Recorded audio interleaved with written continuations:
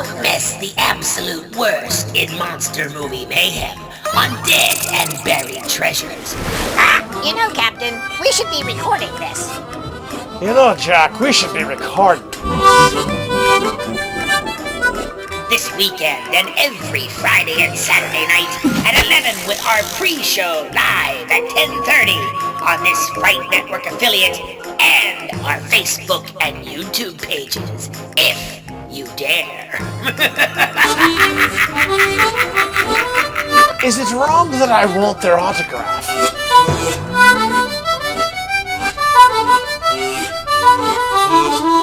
Avast, me hearties, an all-new Dead and Buried Treasures featuring Captain Calico Drake and the crew of the Swashbucklers Haunt is up next. Ha! Alright, I'll do it. But I want a building named after me and no green M&Ms in my dressing room. Where it's Halloween all year long. Who is this? I 2, am Captain Calico Drake. 1.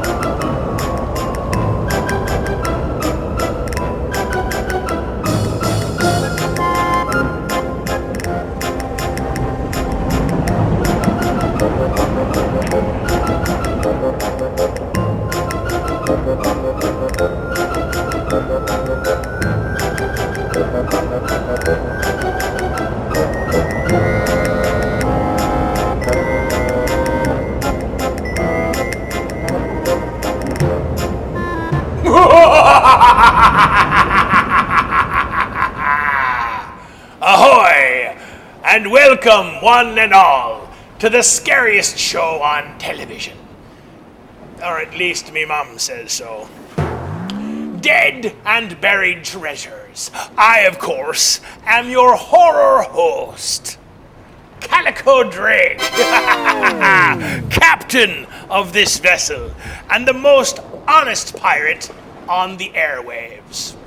Honestly, unlike a myriad of other colleagues of mine who are also pirates, but are much more dishonest. Honestly. But a dishonest pirate who is completely dishonest is still better than no pirate at all. Even the honest ones end up being dishonest, but never trust the dishonest ones who claim to be honest. Honestly. You want me to draw you a map? Good. Captain, I can't tell you how excited I am for tonight's show. Yes, I know, Jack. It's one of 2 shows we do each year that actually takes us back to our roots. The roots, of course, being a real renaissance of pirate lore. The first, of course, being the Renaissance Festival itself, held annually in the Pittsburgh area, and of course the second being the Whiskey Rebellion, where we find rum, bourbon, and an assortment of other derelicts and degenerates like myself, living in the 1750s through the early 1800s in nearby Washington, Pennsylvania, just a few short miles from Pittsburgh. Captain, I'm not too sure they would appreciate you calling them degenerates. Well, perhaps you're right, Jack. Let me rephrase. Let's see. Yes. These angels celebrate our youth, growing up in the golden age of piracy. Better, right? Much better, Captain. But they also provide haunted tales of piracy, ghosts, and the supernatural from such establishments known as the Liberty Pole, where they make a wonderful creamed bourbon, which is the highlight of my day when I'm in port. Oh, there's nothing quite as tasty as that. Captain?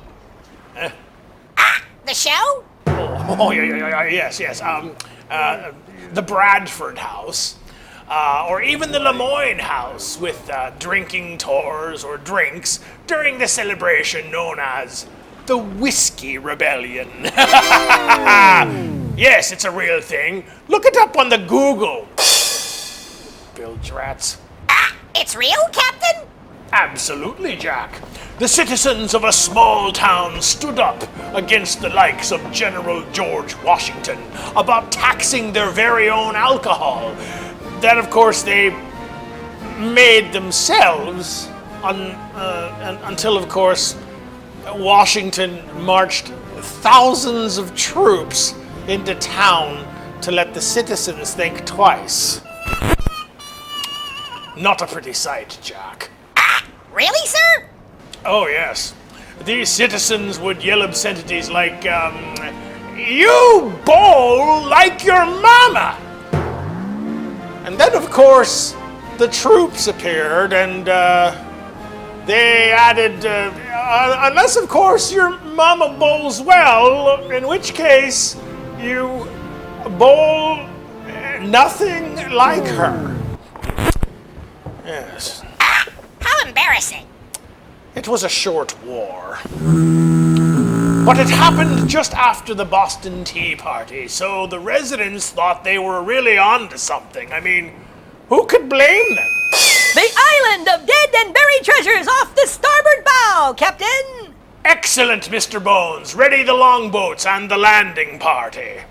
What is the movie for tonight, Captain? A scary one, I'm sure, but not as scary as watching a farmer, armed only with a pitchfork, shaking it toward thousands of armed militants, telling them to get the hell off his lawn with their taxes. Probably didn't end very well. Well, I don't know, Jack. Most of them were probably drunk anyway. I mean, it was a whiskey rebellion. Someone had to be drunk, right?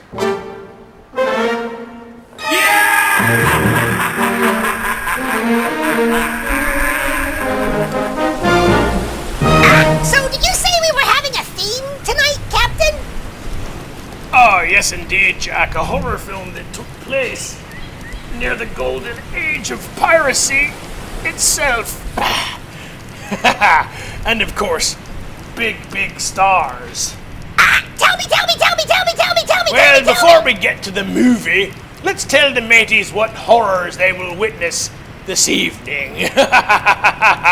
What do you say, Jack? Sounds good to me. Tonight, as promised, we set course for the Bradford House in Washington, Pennsylvania, just a few short miles from Pittsburgh.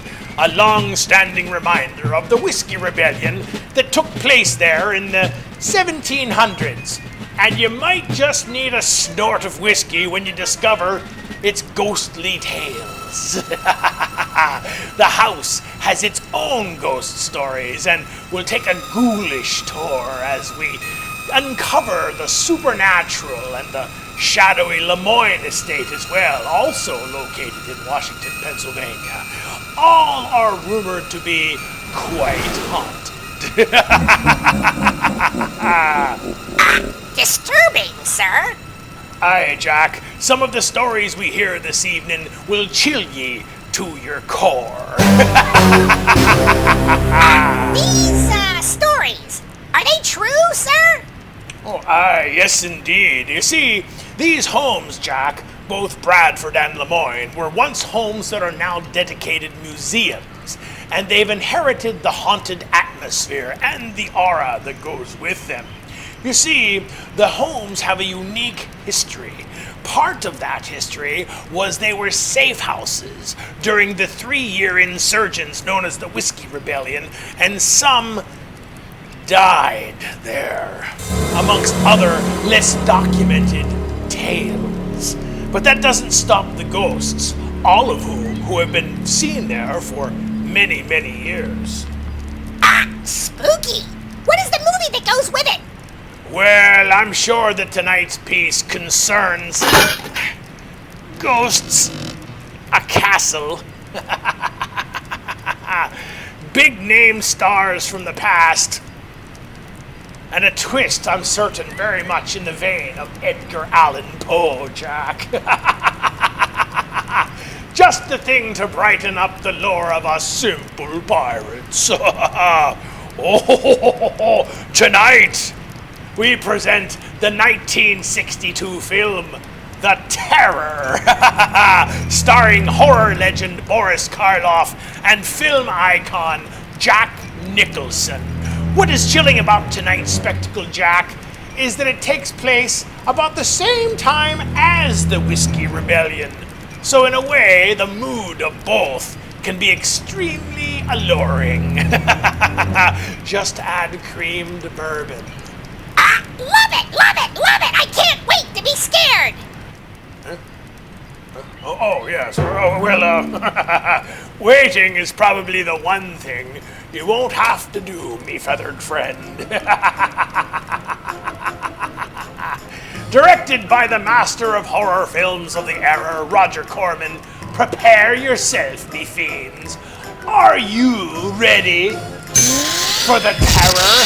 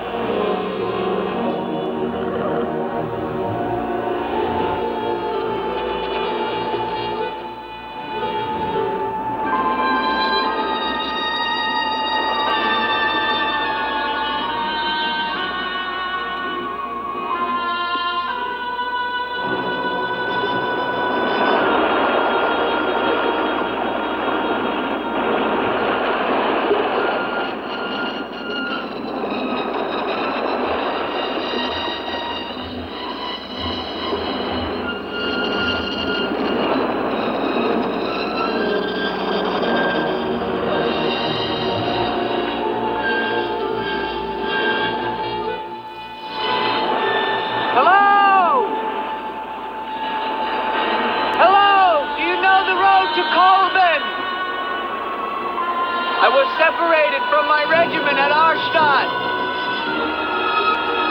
You have any drinking water? I'm very thirsty.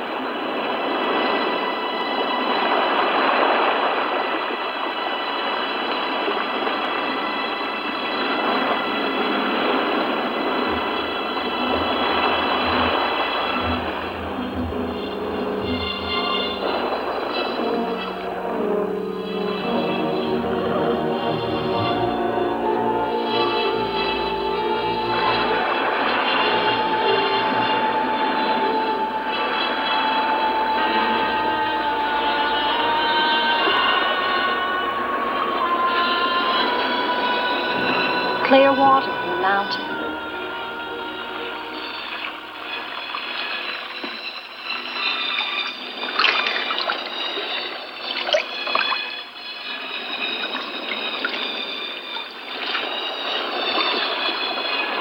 Thank you.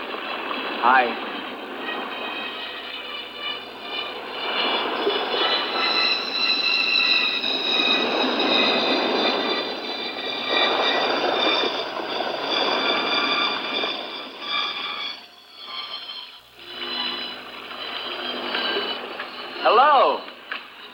I'd like a word with you. You never said goodbye to me. In fact, you never even said hello.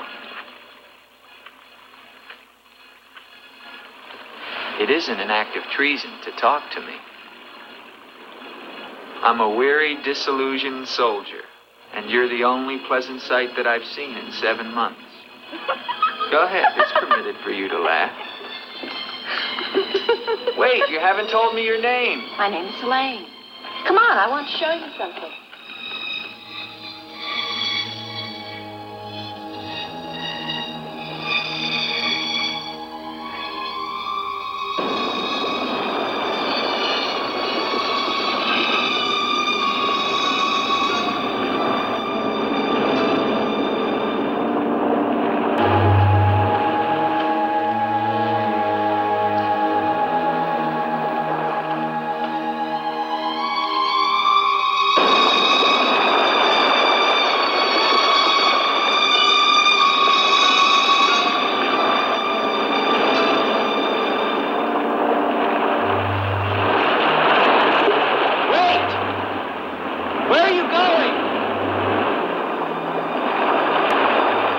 What's wrong?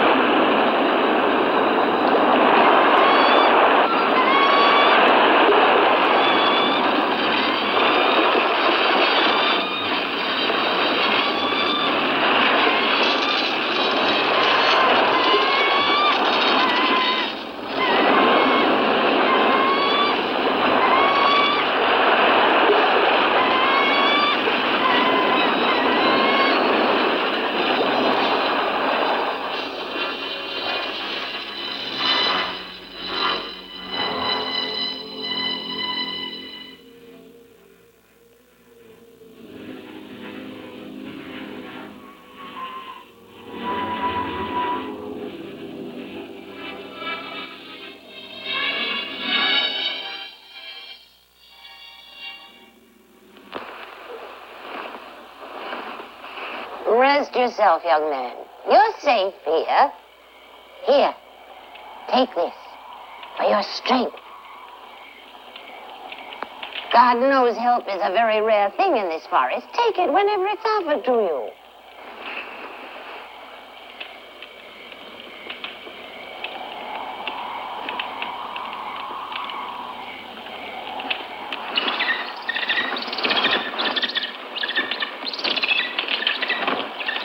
That bird, he attacked me. I'm afraid you're wrong. She's quite harmless.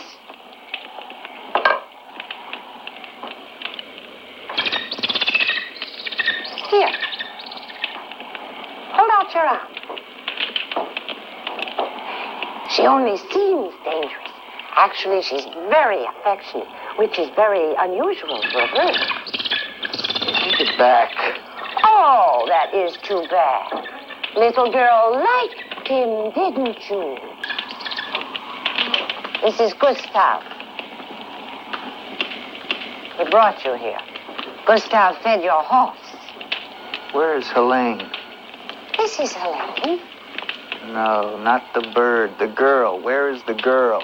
There is no girl. Of course there's a girl. I saw her. She spoke to me. Perhaps you were tired from your long journey and had a pleasant illusion.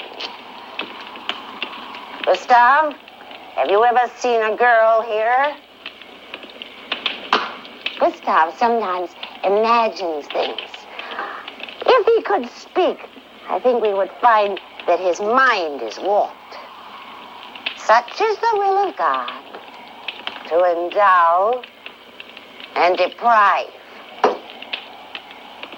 The only thing of beauty you'll find in this forest is Helene.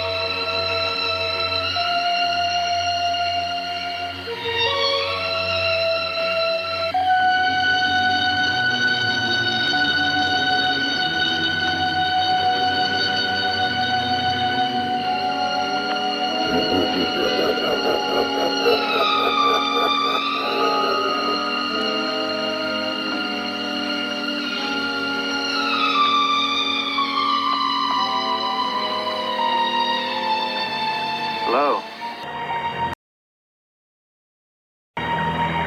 I was afraid you'd drown.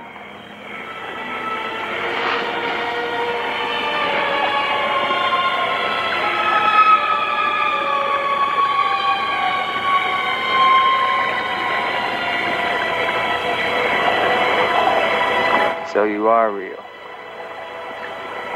I started to think.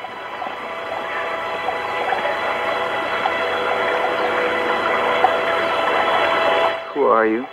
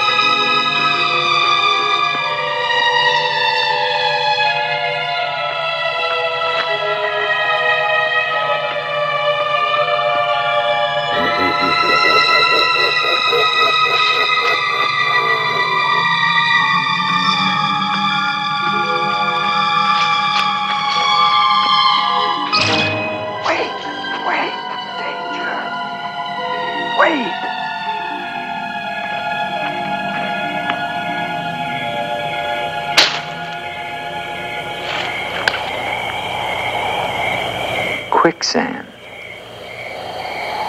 The girl was trying to kill me. She knows not what she does. Her will is not her own. You mean she's insane? Possessed. She needs your help. Help? How can I help her? The castle of the Baron von Lepp. You will find her there. I can say no more. There's great danger. Find Eric. Eric knows.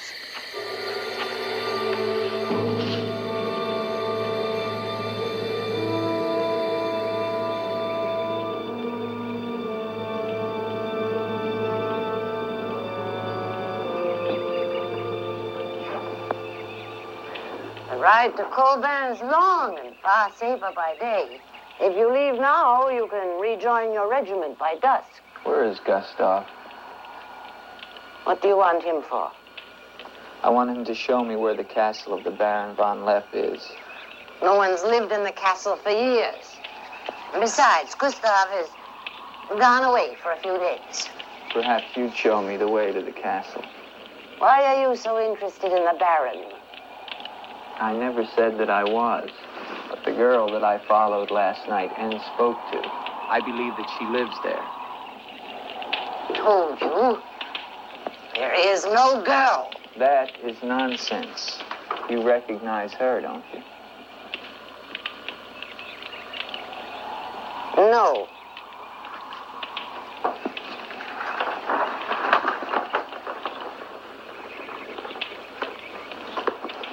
I'll find the castle myself. No, wait!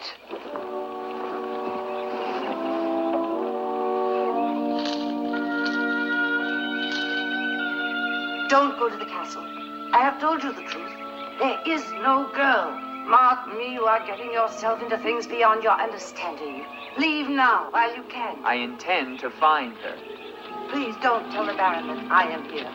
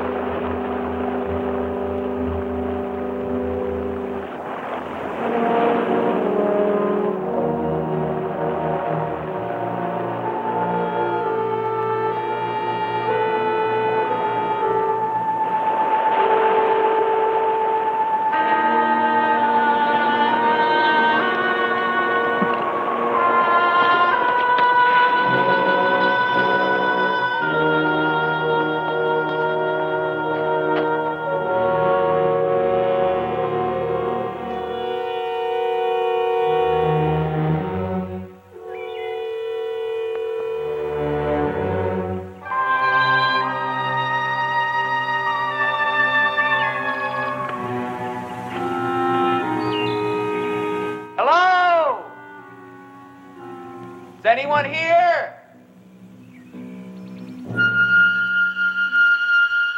Hello, it's me, Andre.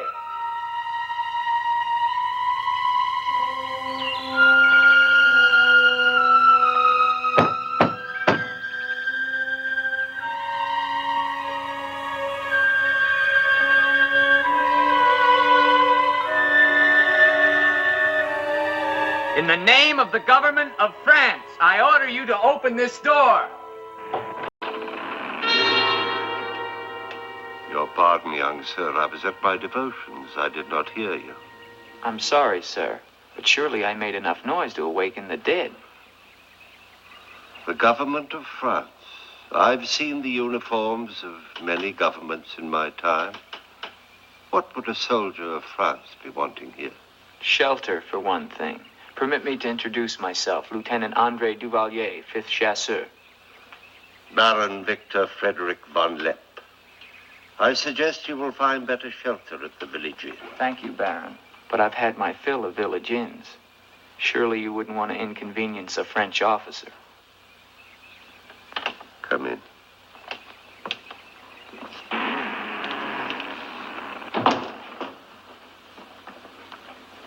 What you see, Lieutenant, are the remains of a noble house. Relics, ghosts of past glories. A noble heritage is something to be proud of, Baron. I'm afraid we've forgotten that in France. Ah, yes. Your name, Duvalier, your family. My father was the Comte de Valier. Was until they spilled his head into a basket one morning in the Place de la Concorde. Forgive me for reviving painful memories. You must be cold and tired, Lieutenant. Some cognac? I'd like that, Baron. Thank you. Sit down. Stefan? Yes, Baron. Cognac for our guest. Yes, Baron. Baron, I wonder if I might ask, who was the young woman I saw in the window before you came to the door? Young woman? Oh, I'm afraid you're mistaken. No, I'm not mistaken. I saw her. Dark hair and eyes, about 20. Well, I'm quite sure you think you saw someone, but... Baron, I am in full possession of my faculties. Please, allow me to show you something.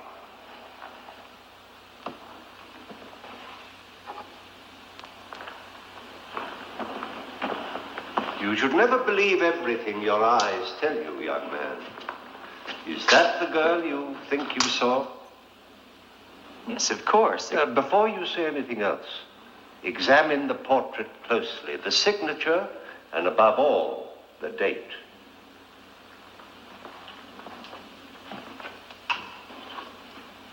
$1786? But that's 20 years ago. It's incredible. It's the same girl and she hasn't changed a bit. She has been dead for 20 years. With all respect, Baron, for a ghost, she's a very active young woman. You're speaking of the Baroness von Lepp, my wife. I beg your pardon, Baron. I meant no offense. Perhaps the resemblance was not quite as much as I had thought. The girl at the window... Lieutenant Duvalier, the only occupants of this castle are Stefan and myself. You were the first visitor since the turn of the century. Of course, Baron. Stefan will see you to your room. Thank you.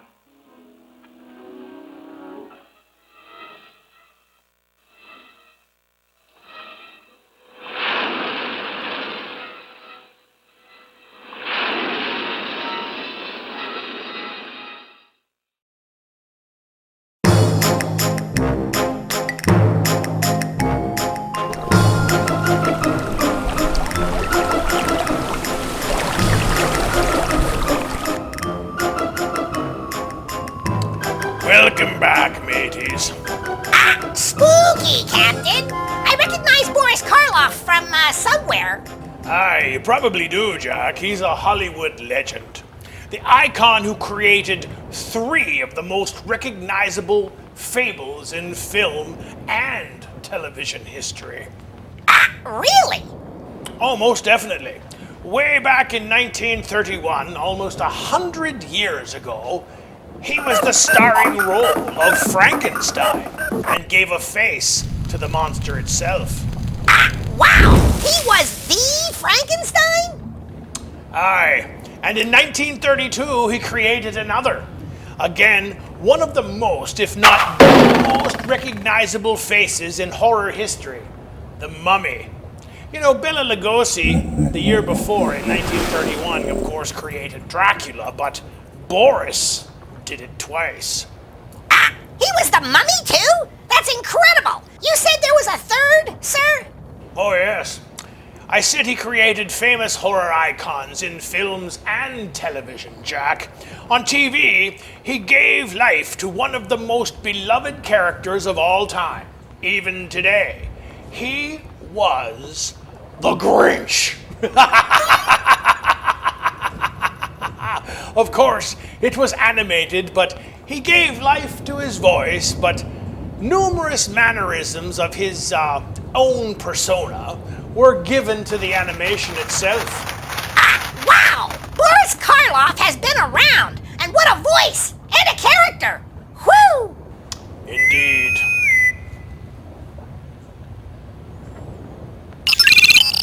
Yes, Mr. Bones.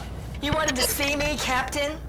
Oh, yes, of course. I was wondering if your knowledge of history rivaled your knowledge of film criticism. Maybe. Mr. Bones, I take it you haven't forgiven me for our incident earlier? What happened, Mr. Bones? Nothing. Jack, do you recall when we needed to refill the storage area of the ship last week? The kitchen? Yes, when we were out of food and then we had to replenish it.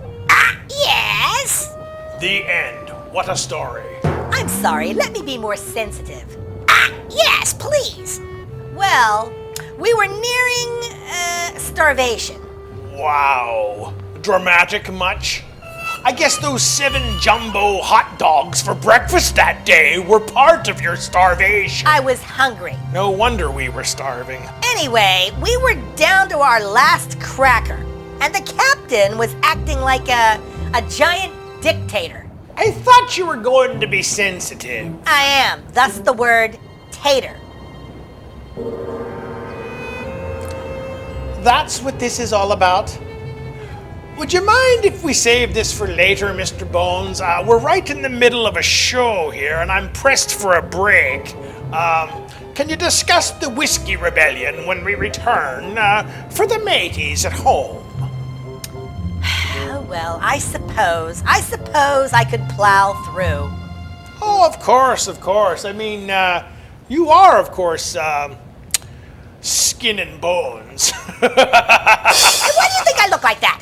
Those 7 jumbo hot dogs? I mean, I am a big guy, but I think I could identify as skinny. Well, I guess you could identify as trans-slender.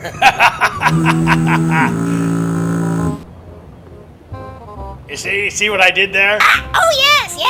It's, that was really good. Yes. Delightful. That's called a play on words. Oh, yes. Excellent work, Captain. Excellent. Yes. Mr. Bones, do you know why a skeleton never wears skinny jeans? No. Because they have a marrow waistline. You get it? Marrow. See, another play on words. Because you're a skeleton. I got a million of them. I'm sorry. You know, Jack, I sometimes think that the captain is dumber than snake mittens. I'm sorry, and I apologize, pretty much mean the same thing. Except at a funeral. We'll be right back. You know, you both understand, I'm right here.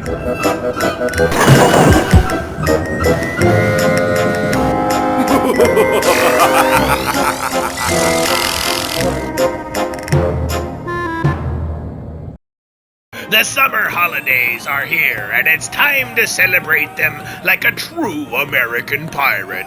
Presenting the limited edition Red, White, and Blue Captain Calico Drake patriotic decoder. After all, I am a true American hero. It's our Stars and Scars edition from Phoenix Comics and Toys. Star-spangled from top to bottom, Captain Drake celebrates Memorial Day and the 4th of July like none other, and it's an exclusive only found here at Phoenix Comics and Toys, the home of our fan club. This is variant number 3 in the series, and it comes with a star-spangled red, white, and blue paint job, a removable American flag, me first officer Jack launching fireworks at the base, and a true salute to Uncle Sam, complete with beard and a new top hat design. Plus, our limited edition patriotic decoder also comes with a unique red, white, and blue doubloon. Say that 3 times really fast, mateys. And it's exclusive to making me, of course, a true American hero. But you'll need to order quickly, as this limited edition patriotic decoder will only be available until the end of July. Plus, if you're already a fan club member, you'll get another 20% off. I guess you could call it the United Drake of decoders. So search for Phoenix Comics and Toys in Facebook and Etsy for this Scars and Stars Captain Calico Drake patriotic decoder and order today.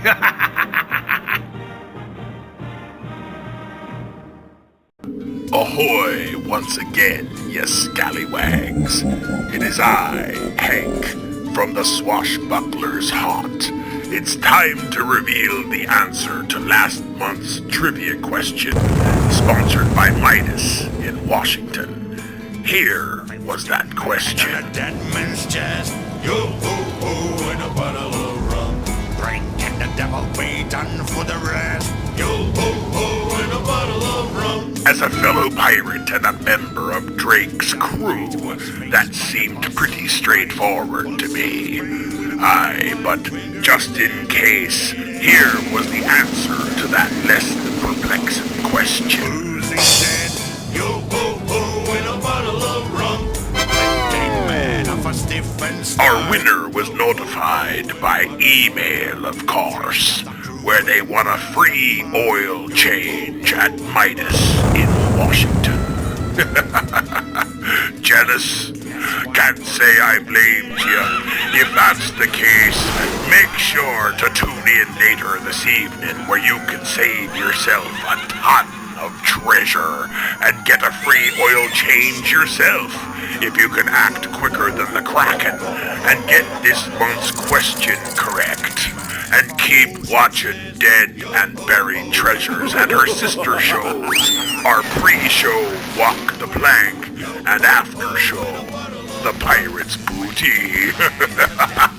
Stay the course, me fiends, and abide by the code. Devil be done for the rest, yo-ho-ho, and a bottle of rum. Get your Dead and Buried Treasures merchandise at redbubble.com with the search words Dead and Buried Treasures. T-shirts, travel mugs, hoodies, blankets, phone cases, and much, much more. You too can even take a shower with Captain Calico Drake with a shower curtain. This is ridiculous. How is this even possible? That's redbubble.com and use the search words Dead and Buried Treasures. So what are you waiting for? You too can be as cool as a pirate.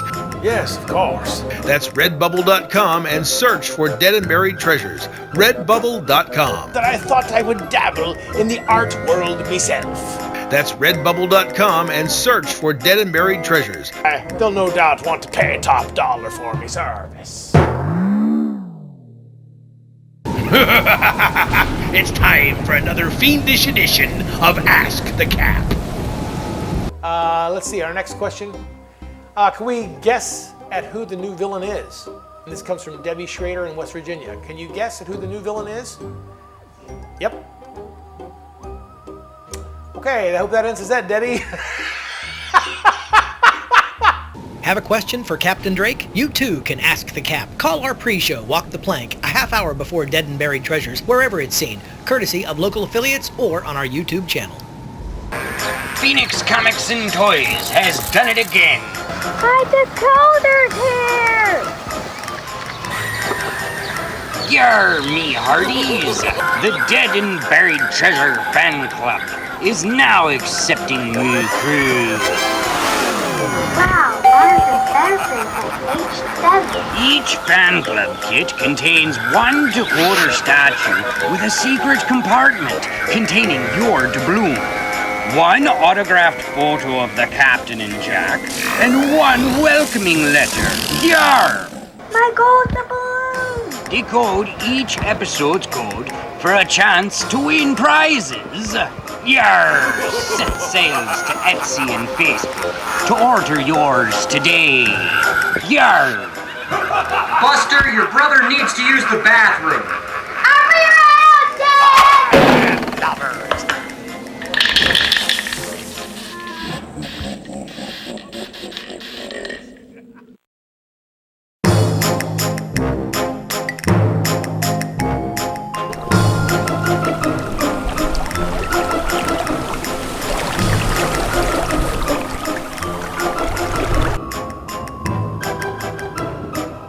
Avast. Welcome back, mateys. Tonight we are sponsored by the Whiskey Rebellion Festival in Washington County, Pennsylvania, just a few short miles from Pittsburgh. You know, Captain, I remember a time when you told me we couldn't do that anymore. What's that, Jack? Be sponsored by regional businesses and stuff, especially since we're now seen worldwide. Well, rules are meant to be broken as long as there's a history lesson that can be taught. And whiskey that can be taste tested naturally. Yes, you are correct, Jack. And for you latecomers tonight, we are venturing to the Whiskey Rebellion Festival, an annual event in Washington, Pennsylvania, where the rebels there, from hundreds of years ago, gave their opinion on taxation of alcohol that was made indigenously.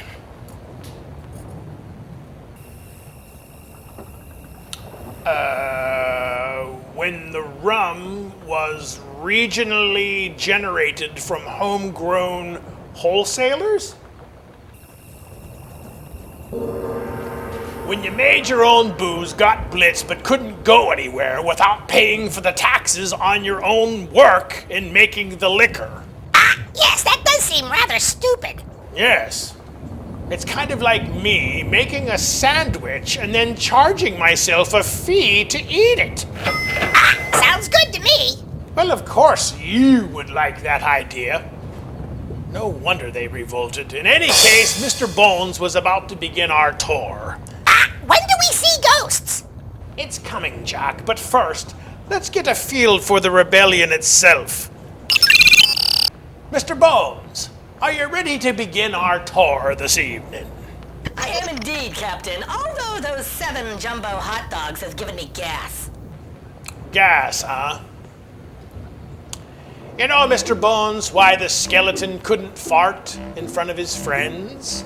I really could care less. Wrong! Because he didn't have the guts. Get it? He didn't have the guts. You know, you make me wish I had more middle fingers. Are you ready for the tour? Oh, I suppose. If the fans need me so badly. They do, and so does Jack. And it's in order. Right. And if you give the tour, Mr. Bones, I'll give you some Rolaids for your gas. The rebellion was an amazing thing. It started as a simple tax protest in 1791. And then it turned ugly. Back then, the U.S. government was new. And it gave the first opportunity to establish real authority by military means within our state boundaries, as officials moved into western Pennsylvania to crush an uprising of settlers in Washington County, rebelling against the liquor tax made by the federal government.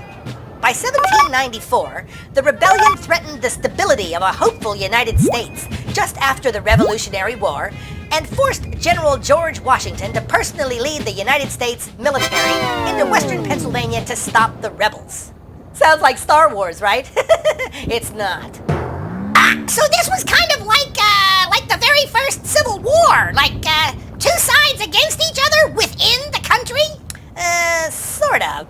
So Congress approved a tax on rum and whiskey, and onto the people who produced it. Yes. And the farmers who produced the liquor were also forced to pay a tax on their very own work, even though they made it themselves. Yes, that's the short of it.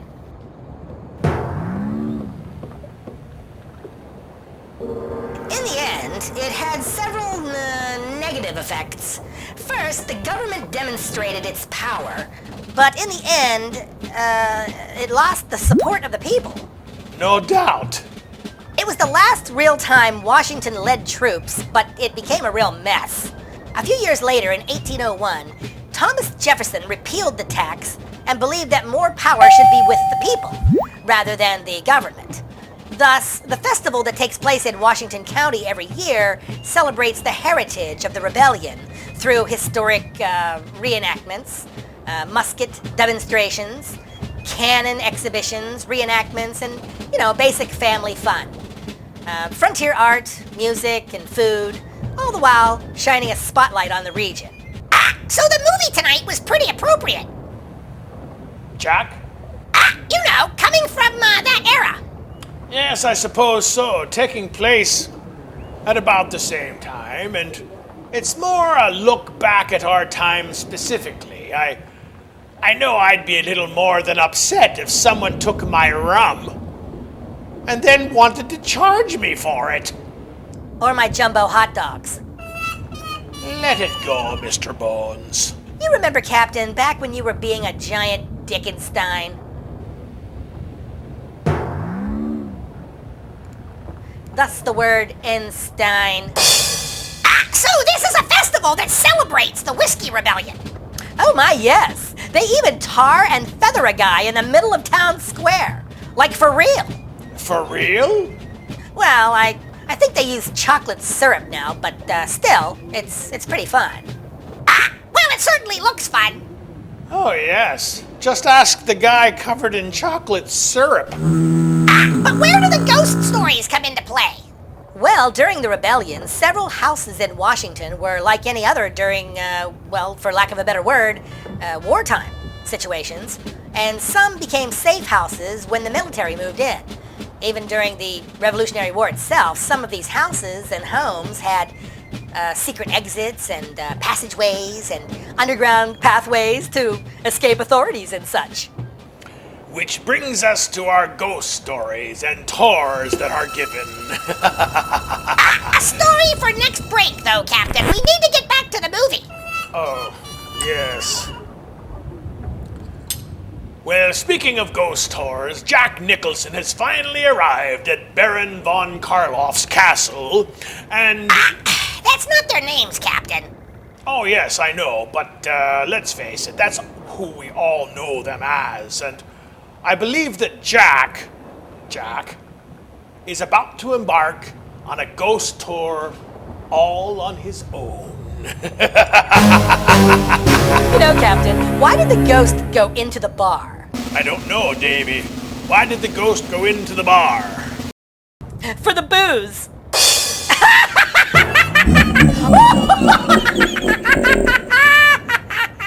Got that right. Very appropriate for tonight's show, Mr. Bones. Nicely played. Ghosts, whiskey, and puns. Just keeping up with your incredible wit, Captain. I think you might mean terrible puns, Mr. Bones. Get it? Terrible puns? Wah, wah. Speaking of which, let's return to the terror.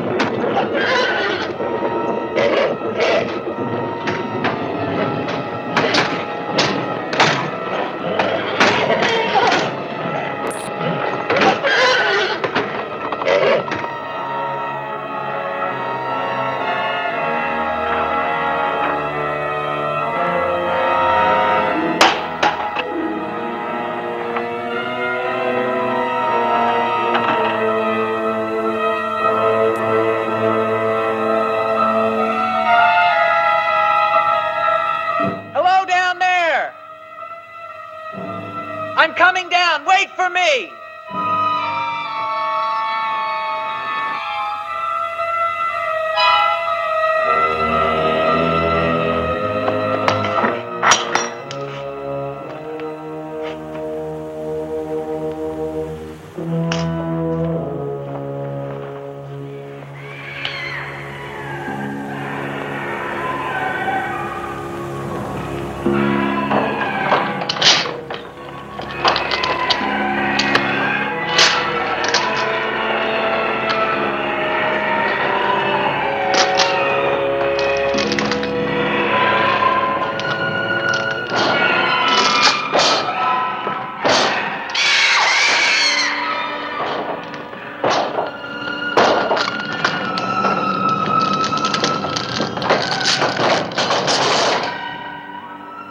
All right, unlock this door. Do you hear me? Unlock this door, I'm gonna shoot through the door.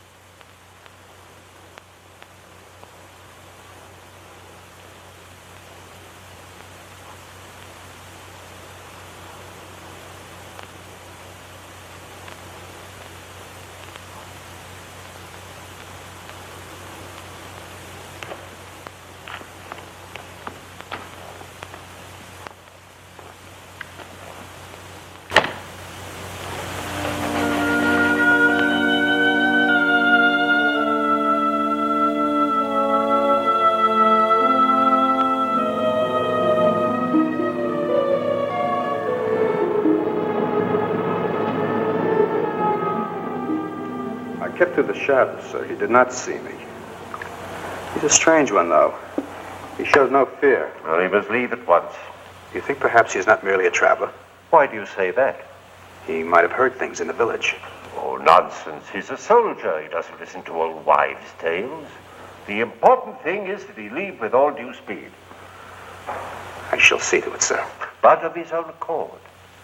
We must show him the respect his position and rank demand. Outwardly. I understand, sir.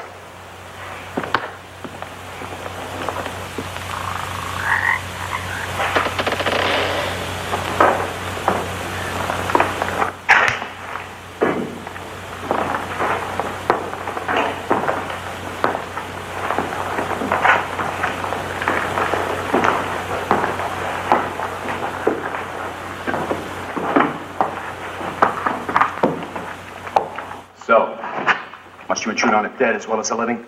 If I intrude, Stefan, I shall leave it to my host to so inform me. Why have you come to Castle upon Lep? What do you want here? You seem to have things strangely confused in your mind. You're the servant, not I. I'll ask the questions.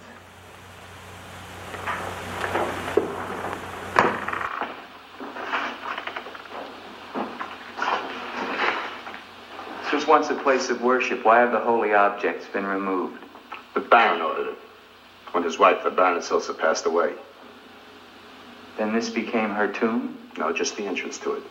The Von Lepp family crypt lies below, beneath the cemetery. She rests there with 4 centuries of Von Lepps. That's been sealed for 20 years. Nonsense. It must have been open last night. The girl must have passed through here. As the Baron told you, sir, there is no girl. No girl. Well, we shall see. Come with me to the stable, Stefan. I wish to attend to my horse. Wait, Lieutenant. That's what I came to tell you. Your horse is gone. Apparently it bolted during the night. Impossible. You're lying. Why? No, sir, I'm not lying. Hear me well, Stefan. I'm sick of all of these lies. First the old woman, then the Baron, and now you. The old woman, you mean? Never mind. What about my horse? I shall get you another one from the village at once, sir. Believe me, Lieutenant, I have no desire to interfere with your departure from this castle. You seem very anxious to be rid of me. Is it because you're afraid I might find out about Eric? Eric? So there is an Eric. That at least was not a lie. Lieutenant, please, don't involve yourself in these dead matters. There is nothing here but an old man and his decaying memories. I beg of you, leave him in peace.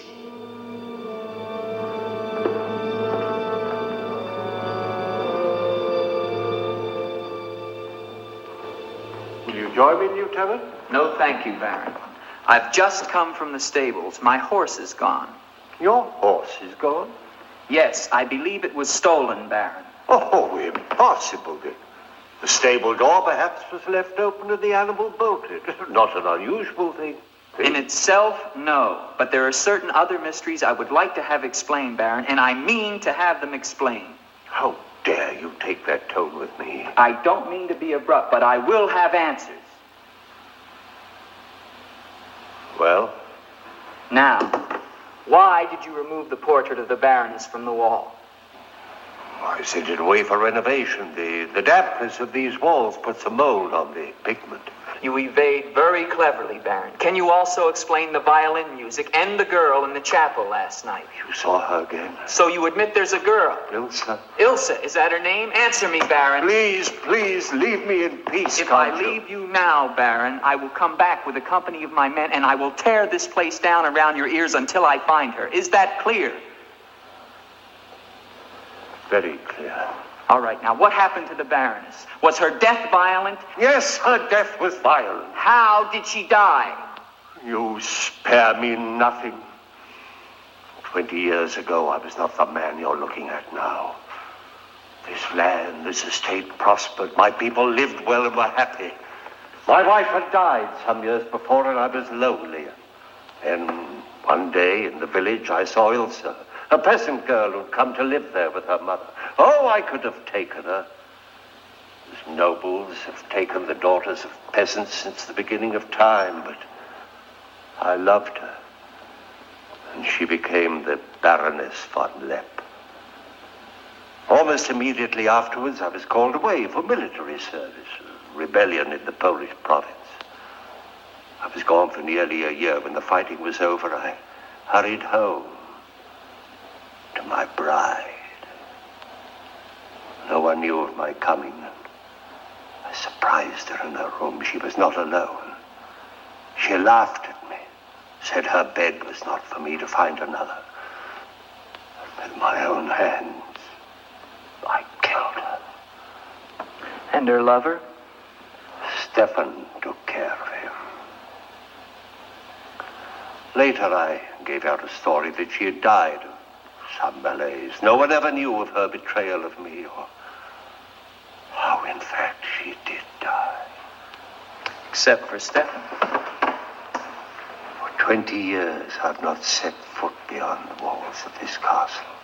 I've lived here alone with the memory of the dreadful thing I did that night. That is my penance. And now you believe what? That the ghost of Ilsa has come back to relieve you of your penance? Is that it? Yes. How long has the spirit been coming to the castle? It all began 2 years ago. At first I was terrified, but now I'm eager for our every meeting. One more question, Baron. Has anyone else except yourself seen the spirit? Stefan, for instance. You think I'm mad, don't you? Right now, Baron, I'm not sure just what I think. But don't forget, you saw her too.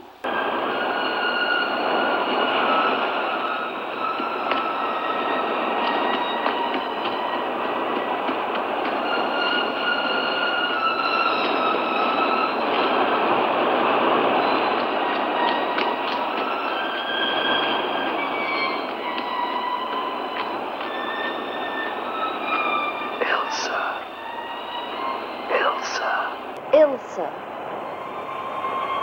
The name sounds strange to me here by the sea. It is your name. Don't you remember? My name is Helene.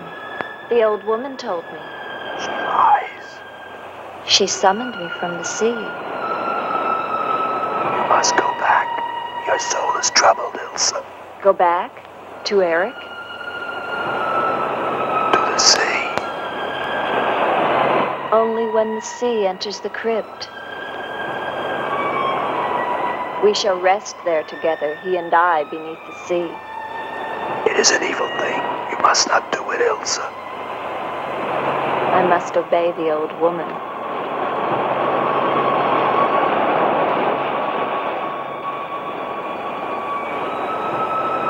The Frenchman, he can help you, Ilsa. Andre?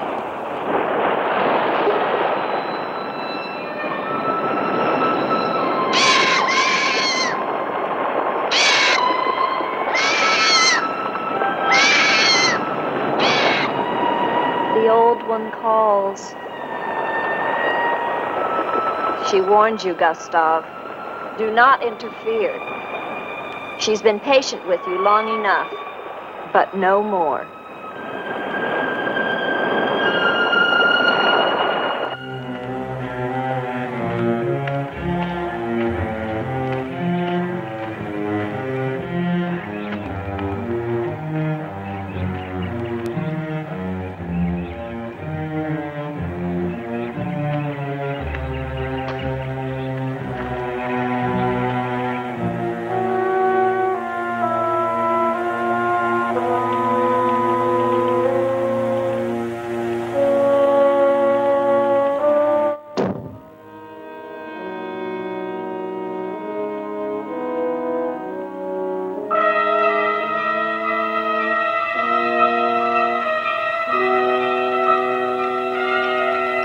Tetragrammaton, tetragrammaton.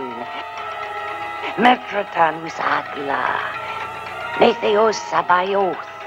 O powers of darkness, let the spirit of Ilsa sink deeper, deeper into this mortal form. Helene, be as though you never were. Spirit of Ilsa, see through these eyes, speak through these lips. Do my bidding, for only then shall you find release from your torment.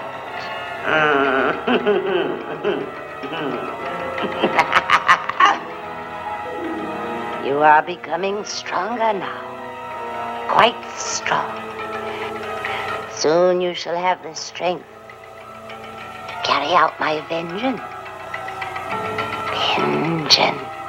And the dark powers will set you free, for I have promised them a richer prize.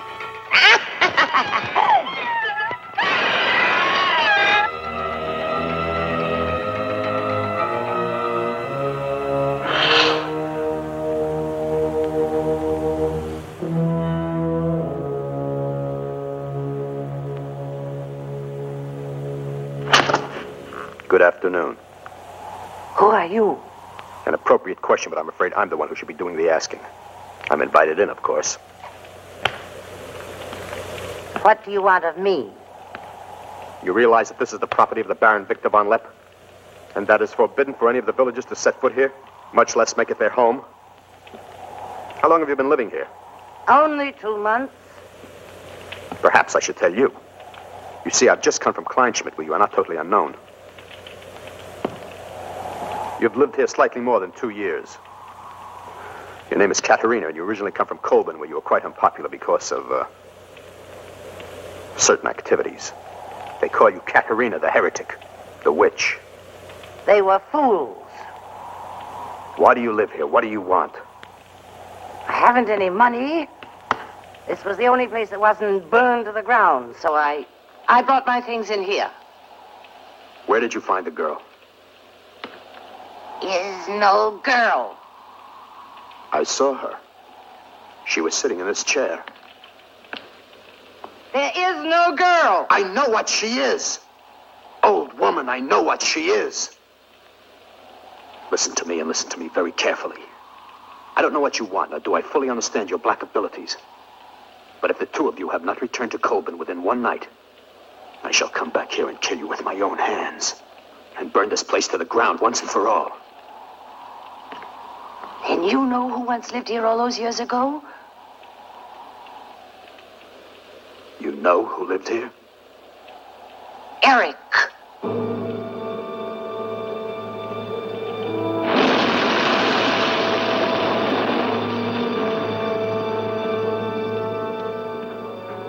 Has the Frenchman gone? No. Why not? He now refuses to leave.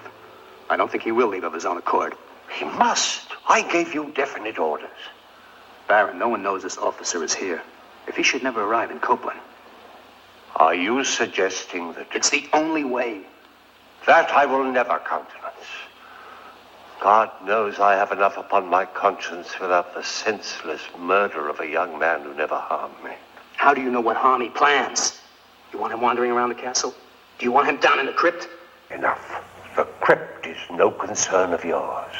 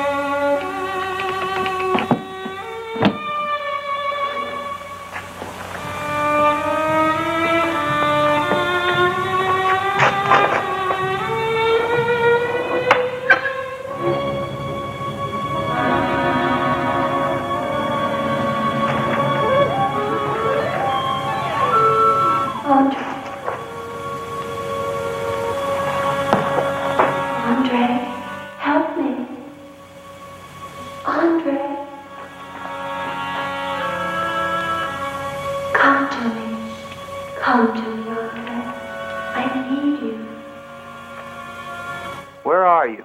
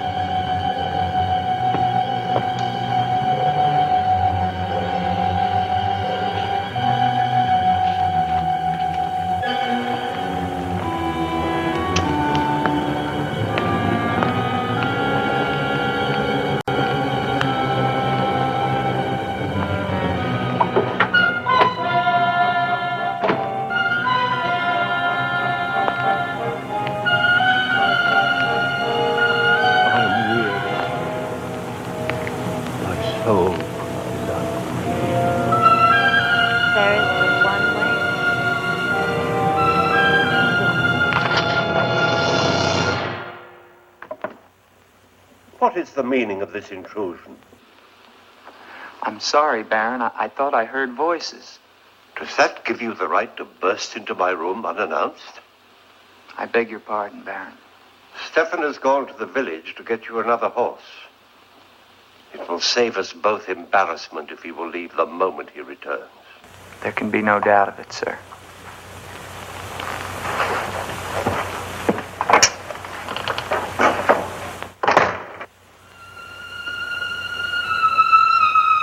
Ilsa?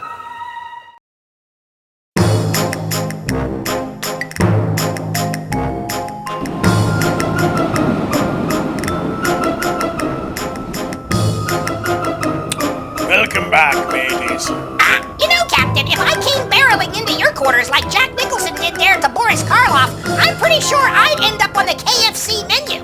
Well, I guess that would depend what you came barreling in for, Jack. Are you giving me money? No. Rum? No. Coupons to the Get-Go car wash? No, not really. Well then, yes. The Colonel's original recipe, you would be... Well, that is some shirt you have there, Captain. Oh, yes, this be a new shirt I acquired from the, Bradford House. Bradford and Lemoyne Museums, all part of their Ghosts of Haunted Washington tour. Stylish, right? Sure looks that way. Right. And now, much like Boris Karloff losing it, where Elsa is concerned in tonight's ghostly tale, it's time to get to the ghost tour itself, much like the one we're witnessing in The Terror. Mr. Bones, are you ready to continue with the tour? Well, if you think the crew can stand it, sir. Well, we all have our grudges to bear, Mr. Bones, and we all love a good ghost story. Then gather round me, hearties, because it doesn't get any more real than this.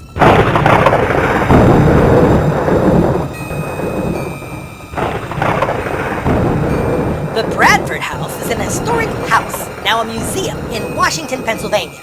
Completed in 1788, it was the home of David Bradford, the leader of the Whiskey Rebellion, and has both architectural and historic importance, designated as a National Historic Landmark in 1983.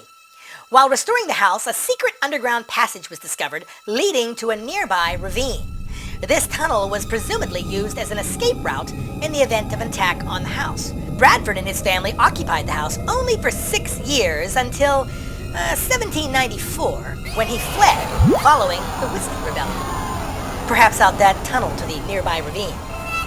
But with rebellion, gunplay, and revolution over the years comes death and the supernatural.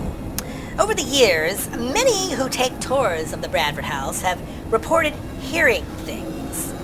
Footsteps, whispers, and the like.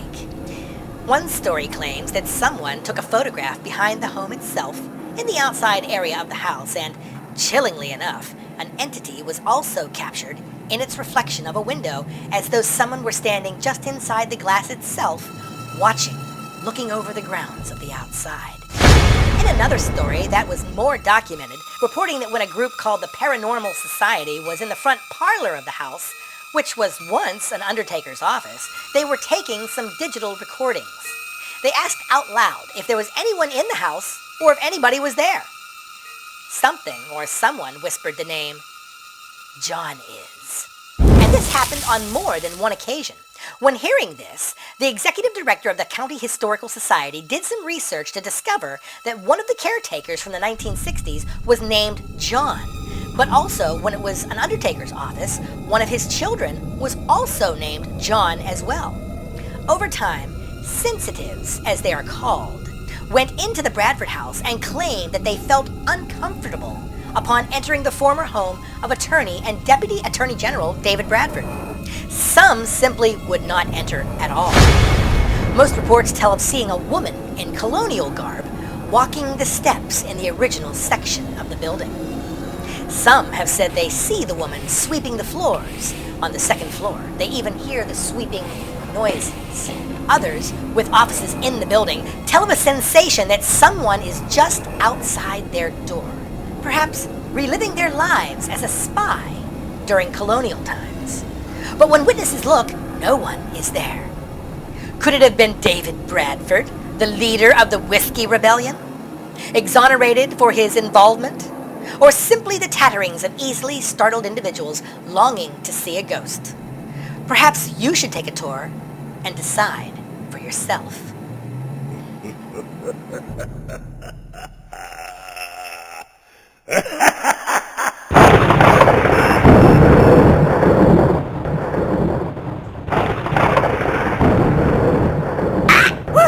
Well, that certainly seems a little haunted for my tastes, Captain.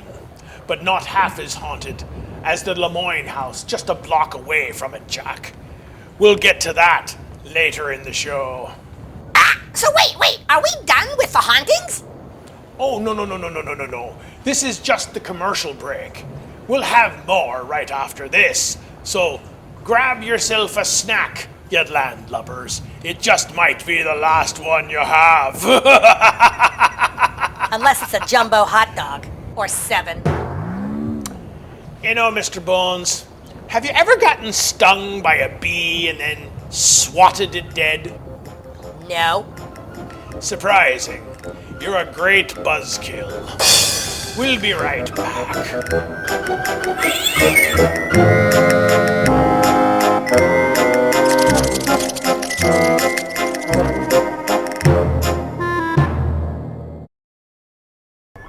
It's that time, me hearties. It's time to welcome aboard new crew members to the Dead and Buried Treasures fan club. And by doing so, here is your bounty for this month, if ye can decode this show's secret message. So get ready to pause those DVRs, mateys, and honor the code.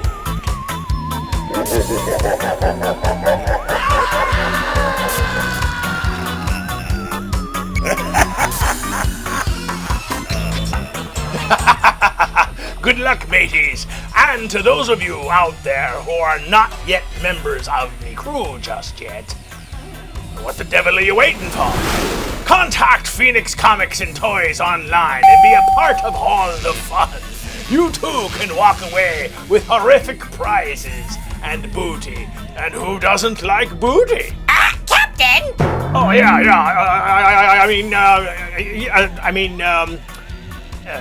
taken part in all the fun and games. Yes.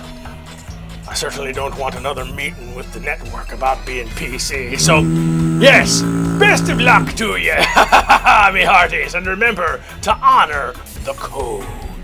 You too can take part in all the fun and win prizes from Dead and Buried Treasures. Just become members of the fan club.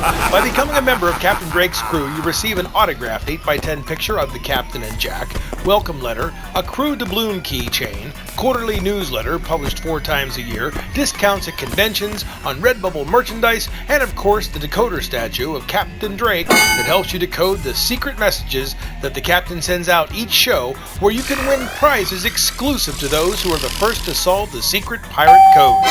So contact Phoenix Comics and Toys and begin the fun today. And remember to honor the code.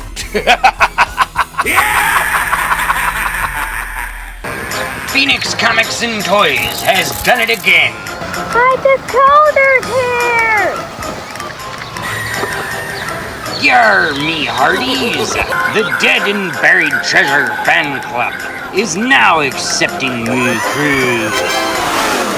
Wow, ours is better like H7. Each fan club kit contains one decoder statue with a secret compartment containing your doubloon, one autographed photo of the Captain and Jack, and one welcoming letter. Yar!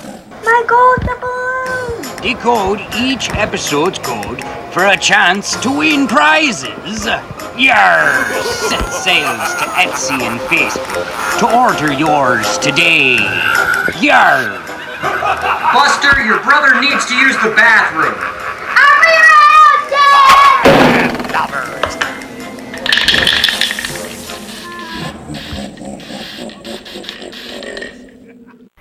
Don't you wish you had a time machine?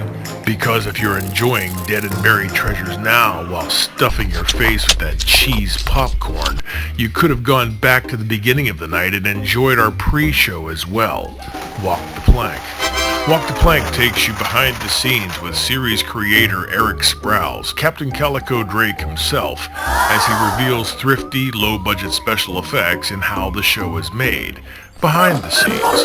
Plus, host Rich Kanji takes your phone calls where you can ask your questions to the Captain about upcoming shows as they gear you for the night ahead. So that time machine might have come in handy.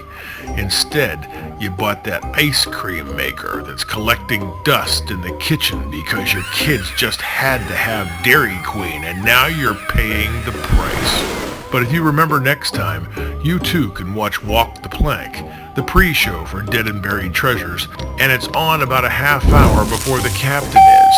Plus, you can win free stuff. Just think about it, which is exactly what you should have done with that ice cream maker. Don't miss Walk the Plank, the sister show of Dead and Buried Treasures, as it gears you up for the night ahead. 1/2 hour before Dead and Buried Treasures on most local affiliates. Yo-ho! Yo-ho! Don't miss the absolute worst in monster movie mayhem on Dead and Buried Treasures. Weekends at 11. That's Friday and Saturday nights beginning at 11 and going until roughly 2:30 a.m. Right here on your local Fright Network affiliate, our flagship station, BPTV. It's like dinner and a show, Jack. A night at the opera.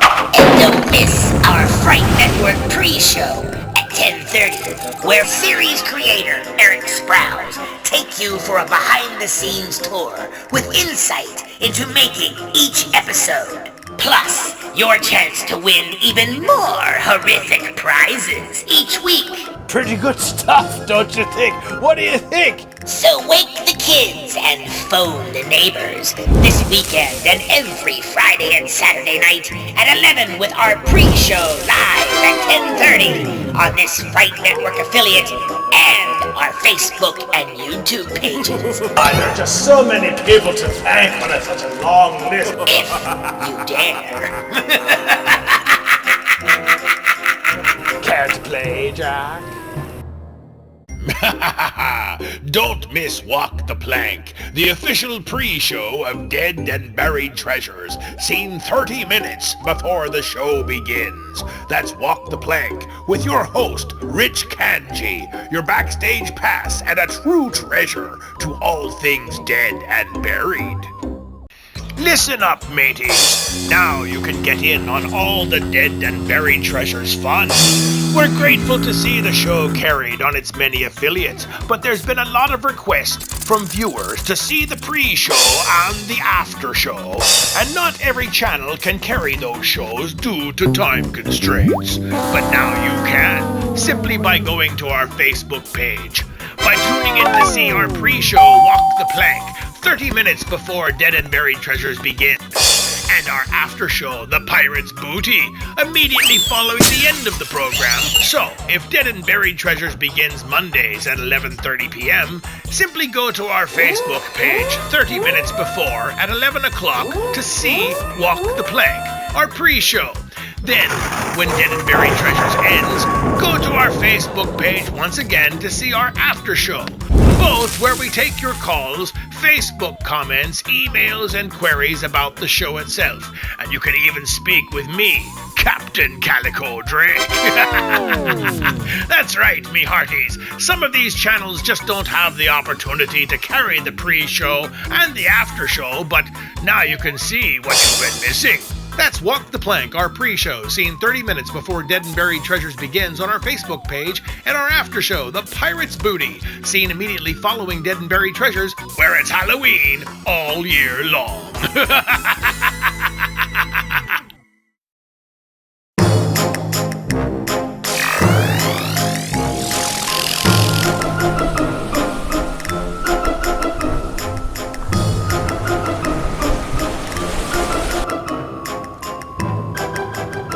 Welcome back, mateys. You know, Captain, The Terror has been a very creepy movie so far. Yes, there are very few actors in this world better than classics, like Jack Nicholson and Boris Karloff. It really is the best of two eras meeting together in one movie. And it's just like the generation we used to know and love, Captain. I miss the look of it all. Well, you know, Jack, until we find a way to get back home, we can always rely on the likes of the Renaissance Festival and the Whiskey Rebellion to give us a little taste of pirating. That's right, Captain. We do have the opportunity to relive those days now with the festival. The Whiskey Rebellion Festival? Yes, indeedly-deed. Ah, yes, a walk back through time into the past. Can you tell us any more about what they do there, Mr. Bones? Well, they have tours of both museums, both the Bradford House and the Lemoyne Museums, giving you the feeling of walking right through the houses as if they were brand new. Almost like you were walking through the governor's home. Remember that time, Captain, when you walked to the governor's home? Not really, Mr. Bones. I never had the chance to kid around, or kidnap, or spend any time with kids there. Never had the pleasure. I never had the pleasure to go to the governor's house. Right. Well, there's a patriotic music performance, an actual musket volley, a farmer's street market. Just like the fairs of our day, Oceanside.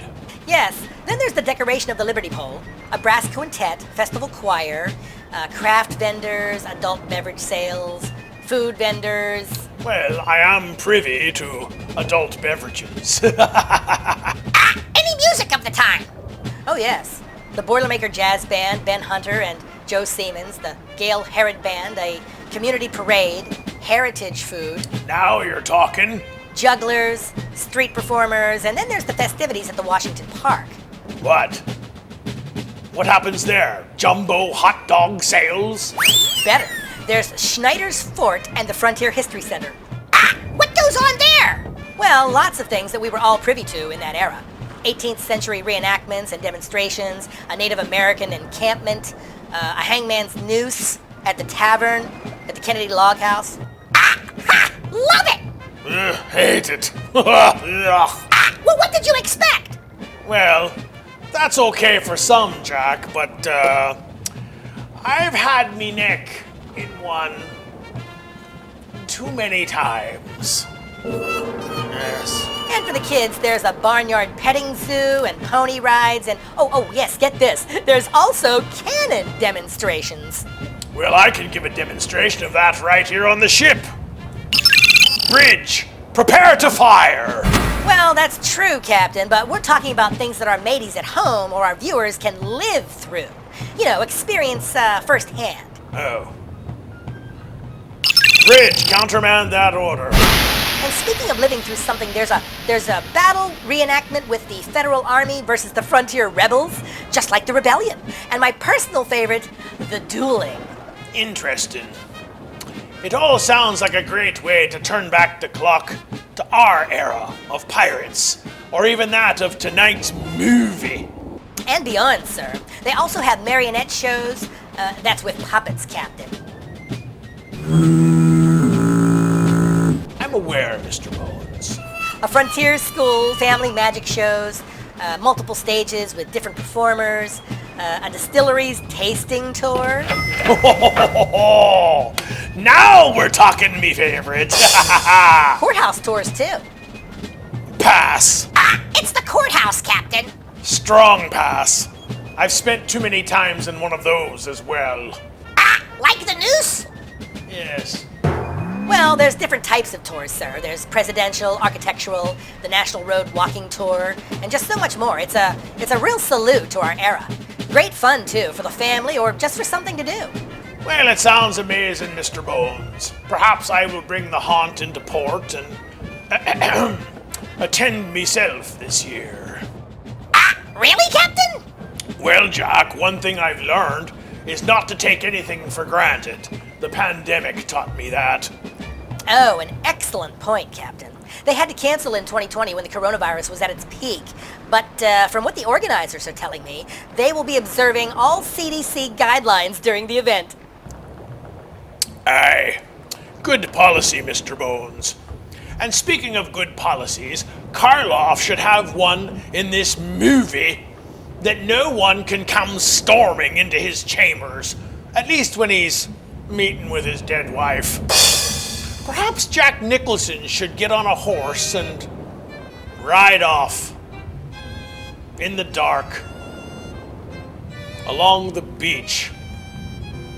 It's kind of like they were writing this movie as they went. Man, things probably would have gone better for this movie if it had a plot. Am I right, Jack? Well, it does have a plot, sir. Really? What's that?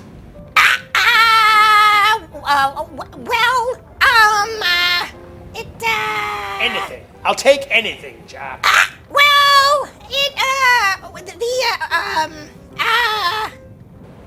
That's what I thought. Oh, come, Captain. The movie is about a young officer in Napoleon's army who pursues a mysterious woman to the castle of an elderly baron. Very creepy. That's not a plot. That's a setting. You know, speaking of Napoleon, Jack. Am I invisible? Did you hear the one about the crazy person at the insane asylum who thought he was Napoleon? No. Wait, no. Why? Why would you say that? Well, let me tell you. Late one night at the insane asylum, one patient shouted, "I am Napoleon!" And a person in another room said, "How do you know?" And the first patient said, "God told me." Just then a voice from another room shouted, "I did not!"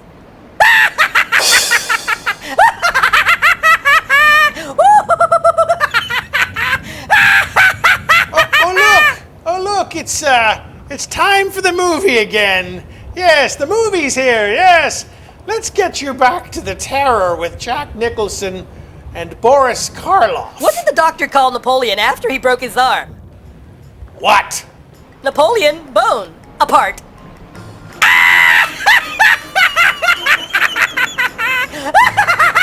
Tonight's theme must be Napoleon jokes. What do you call Napoleon when he's undecided? Napoleon torn apart.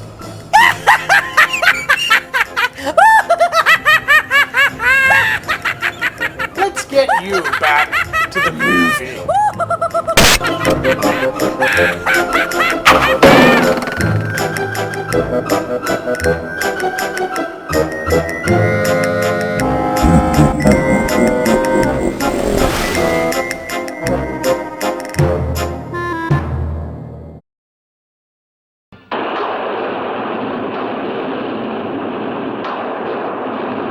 doing the best thing, Lieutenant. The Baron often does things which may seem strange to you and me, but the death of the Baroness was a severe shock to him. One from which I fear he has never fully recovered. I understand completely, Stefan.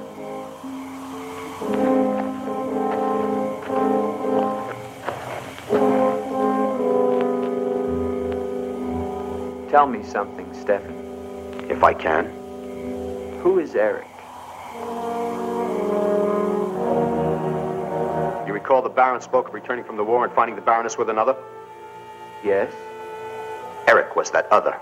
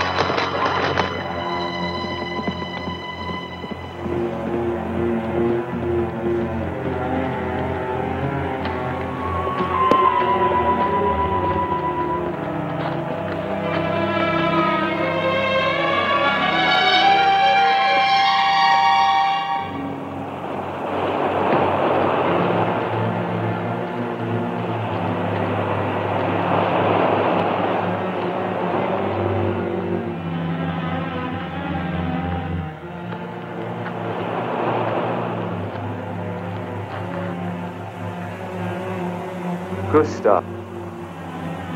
She has seen you. She loves you. You must help her. Tonight, her soul cries out for release. Go back.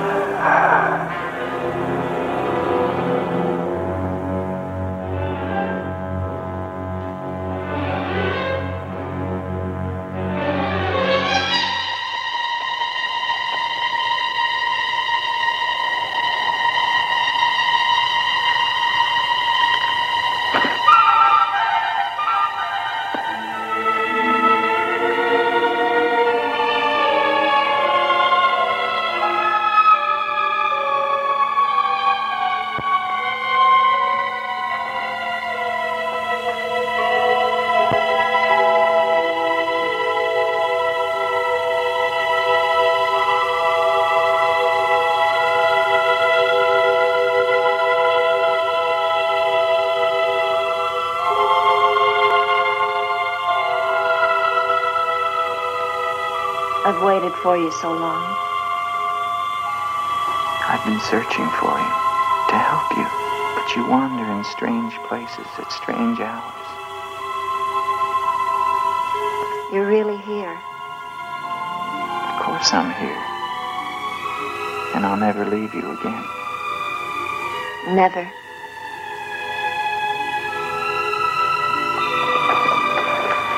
When the night comes, I get cold. My arms and my shoulders get cold. I don't like the night. I want to be free of it. You are free. Only in here. In this holy place. No. Everywhere with me. You must come away with me now. No, I can't. Not until... Until what? The crypt. It must be destroyed. And with it, the dead. Don't speak of the dead anymore. You're with me now. I am possessed of the dead. You're a warm, living woman. Who has told you these things? The dead. In Paris, they're doing wonderful things to discover the nature of the mind. I'll take you there. There are doctors who can free you from this... From the dead? The dead cannot reach out from the grave. You must come away with me now. No. I'm afraid. The night. There's nothing to be afraid of.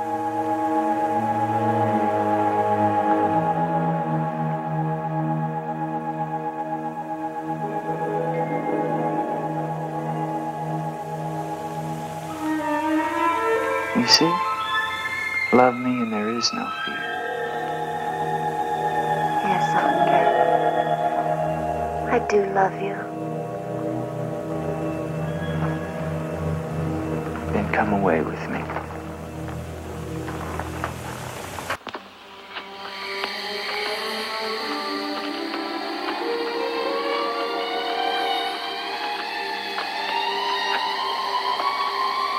Wait here. It's all right.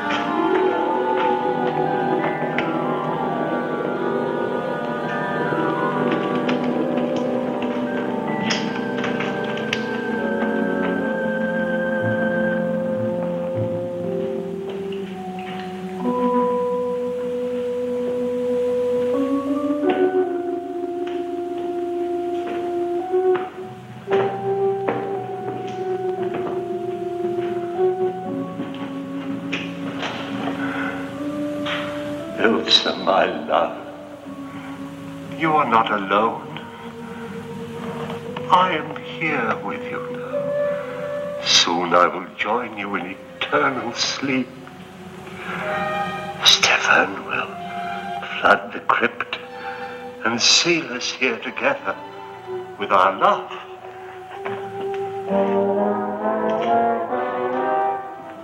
Elsa. Elsa. Elsa. Why do you not talk to me? I am here, Victor. I've been waiting for you. My love. My love. You know what you must do.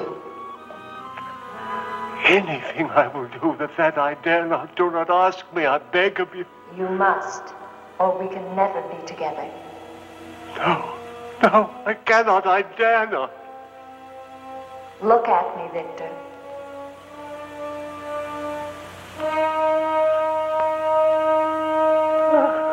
Elsa, why do you torment me so? You must do it, Victor. Only then can we be together. Only then, Victor. I cannot. I dare not. My soul will be damned to eternal perdition. Let me see who you really are. No! Don't go back! You must not! No! No! Let me go. What kind of a woman are you? Where are you?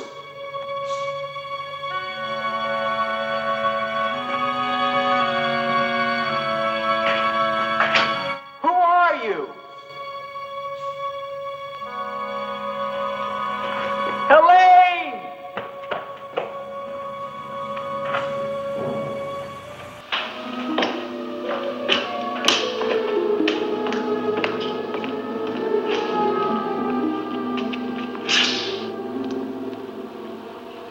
Is there a doctor in the village?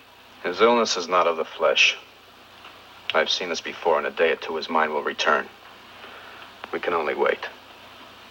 The Baron tells me you've been with him since the Polish campaign. That is true. Then you must have been in this castle for 20 years. You must know every section of the estate. He's regaining consciousness. No. He often moans during these seizures. You have keys. Fetch them. I'd like to see the chapel. The chapel? Yes, if you don't mind.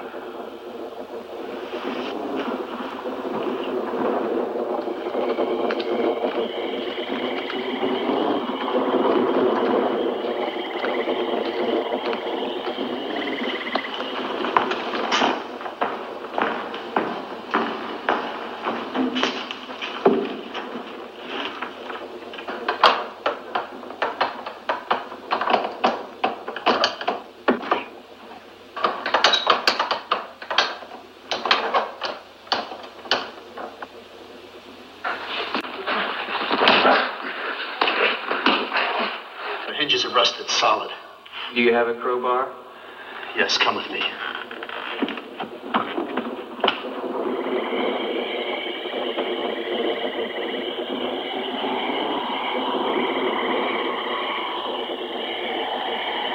What is it? That light there. That's the Baroness's bedroom in the tower. The room's been sealed ever since that night. And even the Baron would enter. Come with me.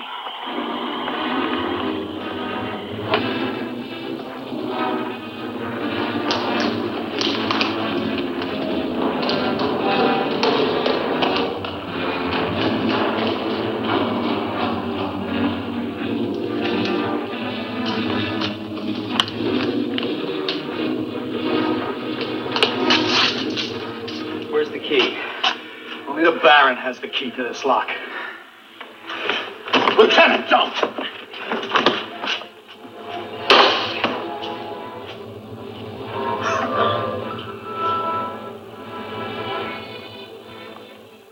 If the Baron should find out we've entered this room,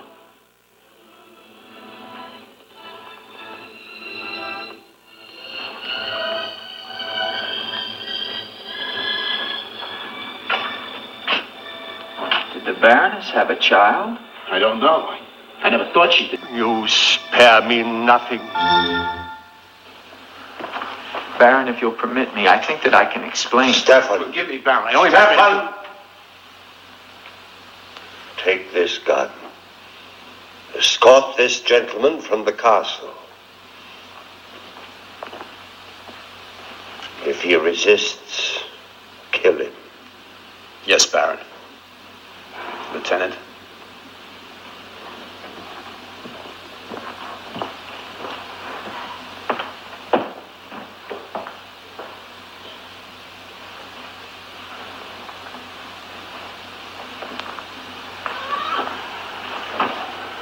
My love.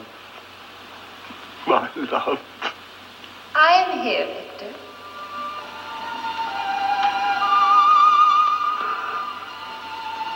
I'm weary, Ilsa.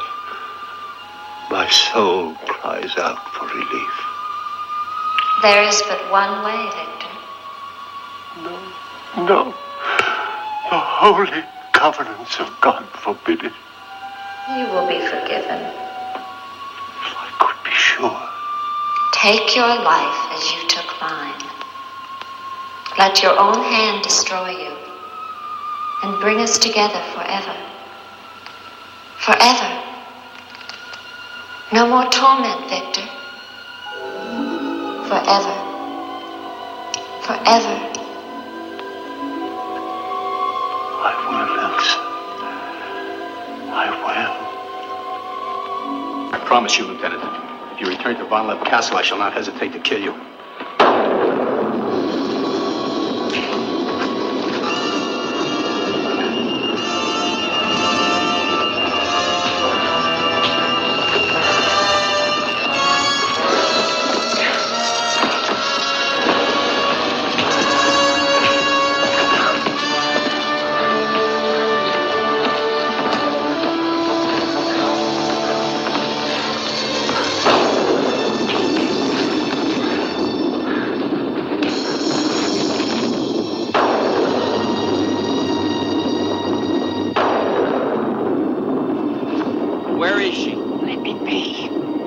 Why did you lie to me about the girl?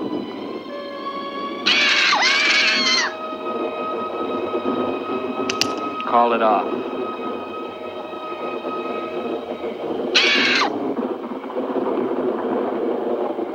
Doesn't matter now. You're too late.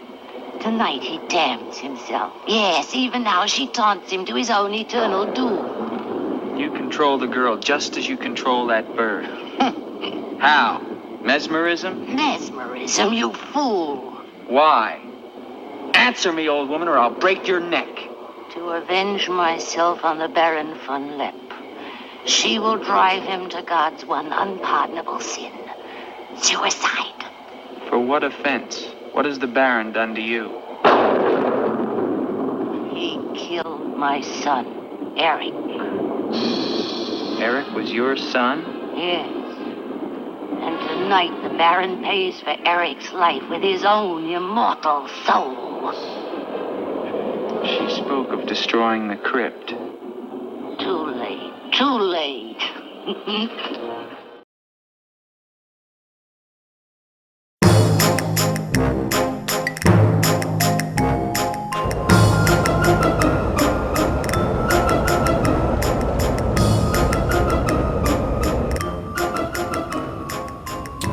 No, Jack, it looks as though that crazy old woman might have something to do with all of this. You should have been a detective, Captain. Aye. It's almost like she was a spy and knew something more. Well, I'm sure Jack Nicholson will get to the bottom of things.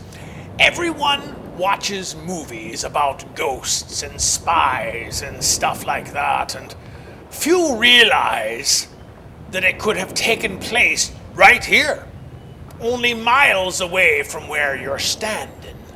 Maybe even closer. Speaking of ghosts, Captain, why don't we move on to the haunted Lemoyne home, near the Whiskey Rebellion? I bet some of our viewers who live close don't even know what transpired there, or even continues to transpire there. But I do, Jack. Ah, Mr. Bones, you seem to have all the answers. Ghosts, strange goings-on. You're even our resident film critic that knows how these movies were even made. A lost talent, Captain. Speaking of which, let's leave that for the next segment, Mr. Bones. For now, let's hear another ghost story. But only if it rivals tonight's film, The Terror. Oh, it rivals the movie, Captain, on many, many, many levels.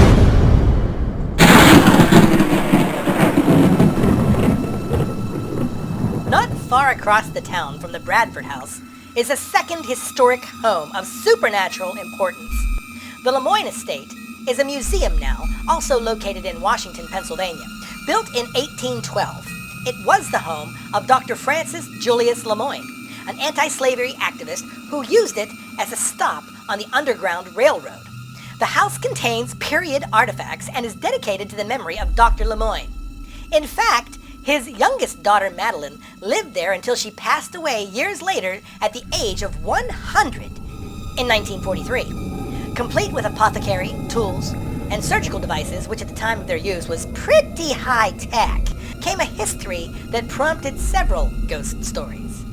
The Lemoyne House is considered to be one of the more haunted houses in all of Washington County. There are accounts on record dating back to the 1920s and 30s from college students at W&J College. You see, before her death, back in the 1920s and 30s, Madeline would host parties recalling stories of her family fame. But during these parties, the students would receive sudden, cold chills. They would hear footsteps in rooms above them and receive sudden panic attacks with heaviness in their chests. So much so that it was not uncommon for some of the students and faculty to turn down invites from Madeline and her dinner parties. The odd thing is, they would only feel these emotional states and moods in the dining room where her dinner parties were held. Well, as it turns out, the dining room was not always a dining room.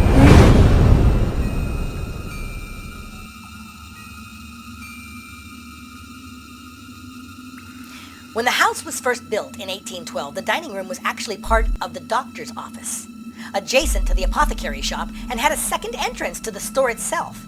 Behind that shop is where the surgeries took place, which would have been over 100 years later, a newly renovated dining room. And we know for a fact that people were born in that room, and people died in that room. It was the one room of the house that had very traumatic events occur and take place, sandwiched between the Revolutionary War years and the Civil War years.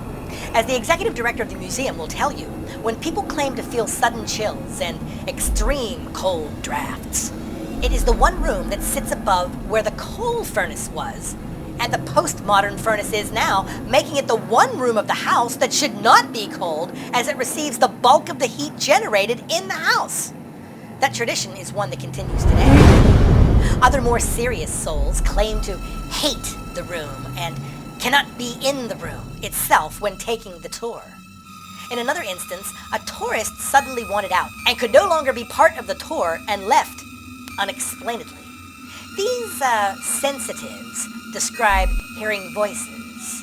The noises are described like 1,000 voices and whispers, but in the background. And it isn't just limited to Halloween. One night, when the director was prepping for a Christmas tour, he and a volunteer were wrapping things up in the lobby. He ran upstairs to turn out some lights, and when he returned, his volunteer was in front of him, white as a sheet. After asking if she was okay, she said she didn't know what it was, but it was suddenly like 1,000 whispers were all around her and suddenly silenced. But the whispers were just the beginning. The house is home to what people call the Lady in Blue, that the director feels is Madeline Lemoyne, who lived in the home for 100 years, an apparition who people claim wears a blue dress and has been seen frequently on the staircase. In one instance, a woman who worked at the house named Charlotte was closing up one night with Janet, the Lemoyne research librarian at the time. As they were leaving, they had briefly separated, and as Charlotte was walking out the bottom of the stairs, she saw movement in the corner of her eye going up the stairs and knew it was a woman. She said something to her and called out, "Janet, I'm talking to you." when suddenly the door to the downstairs room opened and Janet said, "I'm coming," leaving Charlotte to wonder who just walked up the stairs.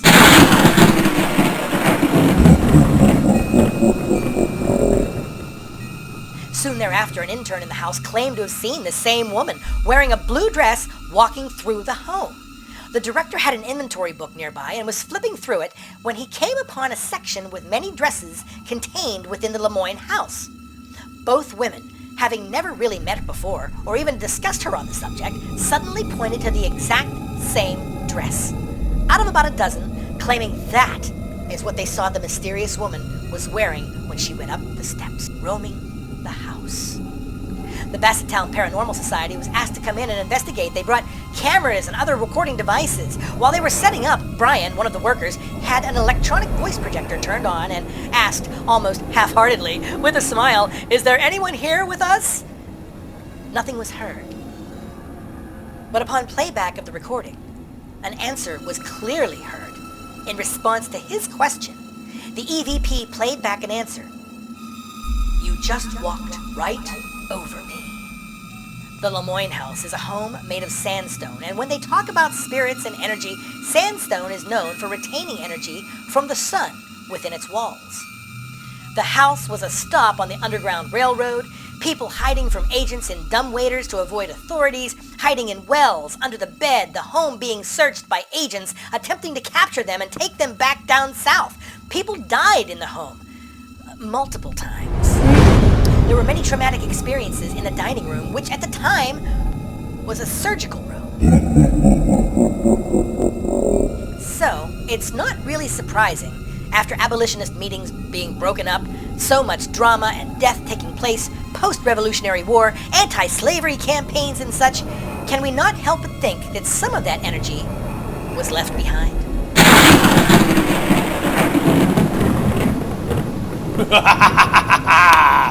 I love a good ghost story. And what a better place to hear one than our director's hometown of Washington, Pennsylvania, right in the Pittsburgh area. Why can't we ever hear a nice story about flowers? Finally this evening, when we come back from the break, mateys, Mr. Bones will reveal some behind-the-scenes details about tonight's film, also taking place in the same time era as the Whiskey Rebellion and as the ghost stories we've discussed this evening. We'll be right back. Oh, Captain, want to hear another Napoleon joke? No. Why? I'll keep it short. Like Napoleon.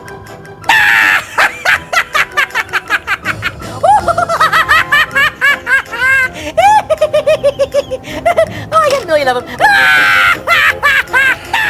We'll be right back.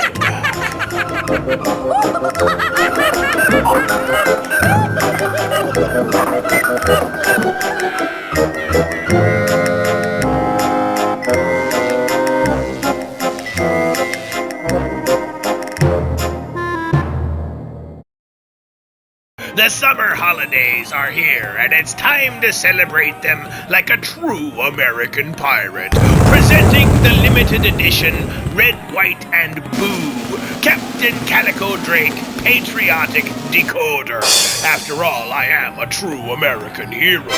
It's our Stars and Scars edition from Phoenix Comics and Toys. Star-spangled from top to bottom, Captain Drake celebrates Memorial Day and the 4th of July like none other, and it's an exclusive only found here at Phoenix Comics and Toys, the home of our fan club. This is variant number 3 in the series, and it comes with a star-spangled red, white, and blue paint job, a removable American flag, me First Officer Jack launching fireworks at the base, and a true salute to Uncle Sam, complete with beard and a new top hat design. Plus, our limited edition patriotic decoder also comes with a unique red, white, and blue doubloon. Say that 3 times really fast, mateys. And it's exclusive to making me, of course, a true American hero. But you'll need to order quickly, as this limited edition patriotic decoder will only be available until the end of July. Plus, if you're already a fan club member, you'll get another 20% off. I guess you could call it the United Drake of decoders. So search for Phoenix Comics and Toys in Facebook and Etsy for this Scars and Stars Captain Calico Drake patriotic decoder and order today.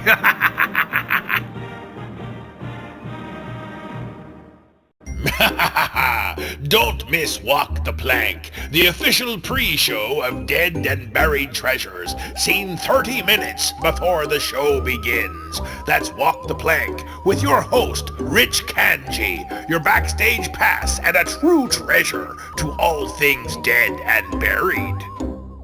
Hello, fellow pirates. It is I, Hank, from the Swashbuckler's Haunt, with this month's movie trivia question, sponsored by Midas, where you can win a free oil change if you provide me with the first correct answer to tonight's question via email. Speaking of which, here it is now. A stiff and star, yo ho ho, and a bottle of rum. Send up the crew and the murder mark, yo ho ho. Aye, it'd be a stormy sky ahead, but if you know the answer, make sure to drop us an email at Dead and Buried Treasures. If you're the first matey with the correct answer, you will win a free oil change for your horseless carriage, courtesy of Midas in Washington, where you can trust the Midas touch. Aye, and keep watching Dead and Buried Treasures all night long. One winner per show, me hearties. Stay the course, me fiends, and abide by the code. And while you're picking yourself up off the floor from that one, mateys, let me introduce you to another great bit of casting. Dead and Buried Treasures is your weekend haunt. That's Friday and Saturday nights beginning at 11 with a new show the first Friday of the month, right here on this Fright Network affiliate. Well, you certainly had that one loaded in a chamber. And don't miss our Fright Network pre-show at 10:30, where Fiore from the movie review show Outtakes with Fiore and series creator Eric Sprouse take you for a behind-the-scenes tour with insight into making each episode. Because I probably look significantly different than Captain Calico Drake I do. Plus, your chance to win even more horrific prizes each week. I should be hearing from the FCC any minute now. So don't forget to call and leave your feedback on the show. Like this one? And ask questions where your Q&A will be read on the air. Like this one? You just can't get enough of Dead and Buried Treasures. You say you want to jam an earring into your lobe because you want to be a pirate so much? And you love ghost stories and other haunted tales to boot and just can't wait for the weekend. Well, before you cause a lawsuit or need a doctor, check out this bonus during the week. Wicked Wednesday Watch Parties. That's right, fiends.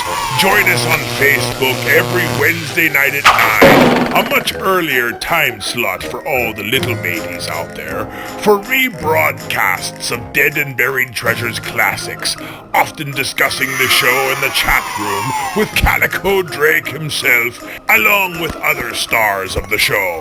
Plus, if you turn into our Facebook page at 8:30, you'll see a classic episode of Walk the Plank to gear you up for the night ahead. That's Wicked Wednesday Watch Parties, premiering at 9 p.m. Eastern Standard Time on Facebook each Wednesday night, if you dare. 8:30 p.m. with Walk the Plank. But remember, only the truly courageous will make it to the end. Arr, it's the Pirate's Booty, our after show, seen immediately after Dead and Buried Treasures ends. Captain Calico Drake and series creator Eric Sprouse take your calls for up to an hour, answering questions about the series or whatever's on your mind about the swashbuckler's haunt, the club, convention appearances, and much more. That's our after show, the Pirate's Booty, taking your booty calls till the wee hours of the morning, immediately following Dead and Buried Treasures on most affiliates.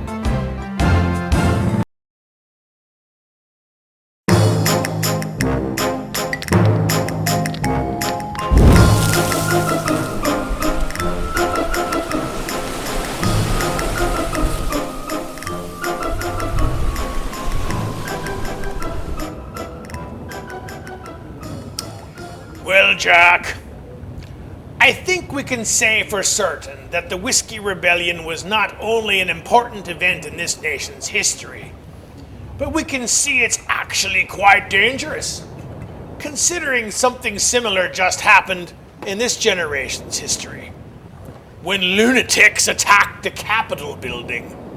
Lunatics, sir? Aye. Perhaps that was a bit judgmental. Nut jobs? Better. You know, one thing I've discovered is there's nothing better than this world than democracy, sir. Freedom? Freedom? Freedom. And even in this troubled world, we still have that.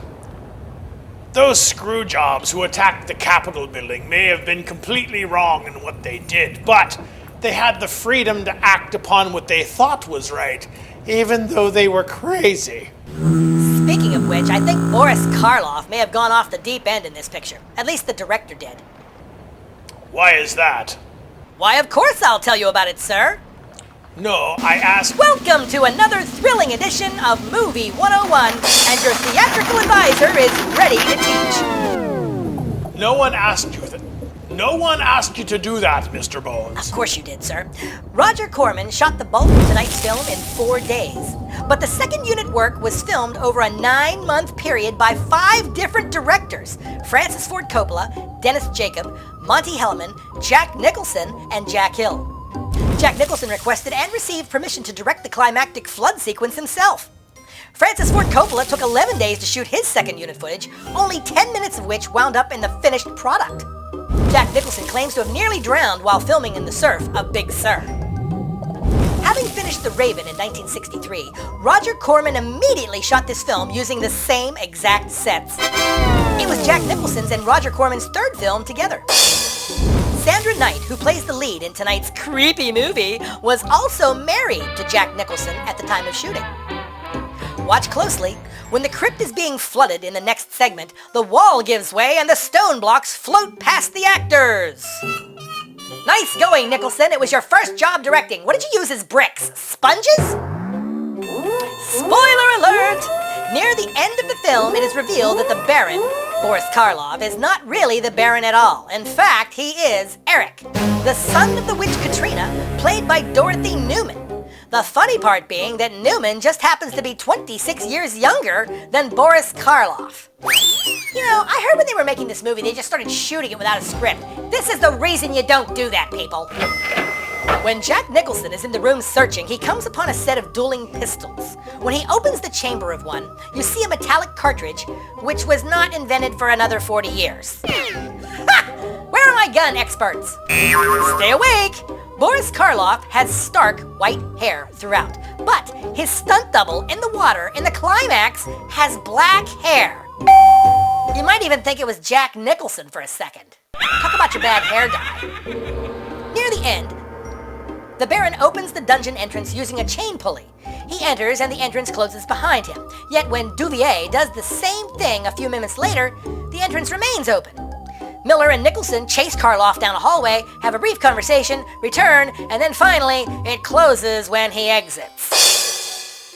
Who the hell missed their cue? In the beginning, when Duvier sees Helene for the first time, she is standing on some rocks out in the surf and water is splashing on her dress.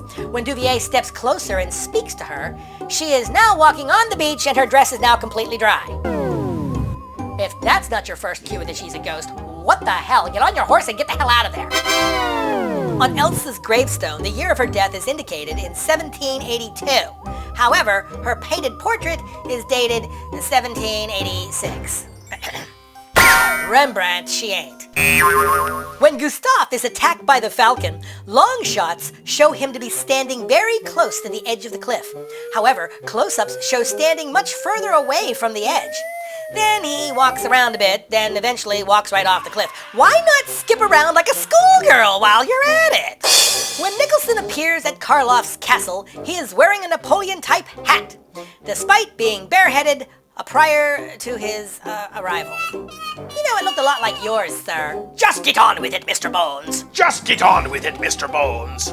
In her final confrontation with the Baron, Elsa slips into a decidedly southern accent. You all feeling me, Mr. Karloff? What is wrong with y'all? Are you a video game fan? At one point of the game Arkham City in 2011, the Joker is seen watching The Terror on his television set. Roger Corman reportedly paid Leo Gordon $1,600 for the script. According to Dick Miller's account of making The Terror, Corman called Chuck Griffith and said, write me a bunch of scenes for Boris Karloff in this castle. And Chuck said, what's the story? Roger said, no story, just a lot of castle, you know, and in and out of doors, very mysterious. And that's exactly what we got. These guys are brilliant. I mean, why wasn't this nominated for an Oscar? The uniform Jack Nicholson wears is the same one used by Marlon Brando in the 1954 film Desiree. I'm not even sure Jack Nicholson could squeeze into the tunic of this, because I know damn well it wouldn't have fit Marlon Brando in his Godfather days. Or especially in those Island of Dr. Moreau days. Dick Miller later recalled, when we were shooting outside the castle, none of it made any sense. Some of the things I did were ridiculous because I was just a butler. And I was there for Karloff to talk to, or for Jack to talk to, or just a butler. Well, don't beat around the bush, Dick. Tell us what you really think. Corman says that when he cut together Karloff's footage, he realized that it didn't make any sense. So he filmed a scene between Dick Miller and Jack Nicholson in a close-up because the sets had already been taken down, and got them to explain the plot. This involved, spoiler alert, the twist that the Baron was not the Baron. Corman says he shot this scene between Nicholson and Miller on the last day of the Haunted Palace filming using the crew from that film. You know, I kind of guessed that. Even when he shut the door, it was just odd that you never showed any of the castle. Just a big brick wall. They could have shot it in my basement. Or in Buffalo Bill's basement. With Clarice as a cinematographer. Nicholson later reflected on the movie, fondly saying, I had a great time, paid the rent. They don't make movies like The Terror anymore. And now we say why. And with good reason. It was horrible. The film was released on a double feature with another film on Dead and Buried Treasures, at the time called Dementia 13. Remember that one? In September of 1963. And that was this edition of Movie 101, and your theatrical advisor has left the projection booth. Good for you, Mr. Bones. That is a lot to take in, Davy. I can't help it. I'm the critic on the show. That's how people know me. Well, you're no Fiore. More like, someone less memorable. Like, Gladys Knight and the Pips. Yes. You're a Pip. Who? Exactly. And speaking of Pips, this has been a real pip of a movie. Let's get you to the conclusion of Boris Karloff and Jack Nicholson in... and Dick Miller. Who? Dick Miller, one of the greatest cameo actors of the 20th century. Cameos? Oh yes. Look for him in The Terminator as the gun salesman that sells his first shotgun to Arnold Schwarzenegger. Gremlins as the former World War II veteran who was besieged by gremlins. Oh, yes. And in another film on Dead and Buried Treasures we have done in the past, Chopping Mall. Well, he certainly gets around. As does Elsa in tonight's movie. Right. You tell Jack Nicholson that. Since he was married to her, I'm sure he'll appreciate your kind words. Well, the key word there is X. Maybe he will. She's a pip. No Gladys Knight, but do you know what's wrong with society now, Captain? Modern society? No one drinks out of the skulls of their enemies anymore? Right. I wish sarcasm was available as a font. let's get you back to the conclusion of the terror.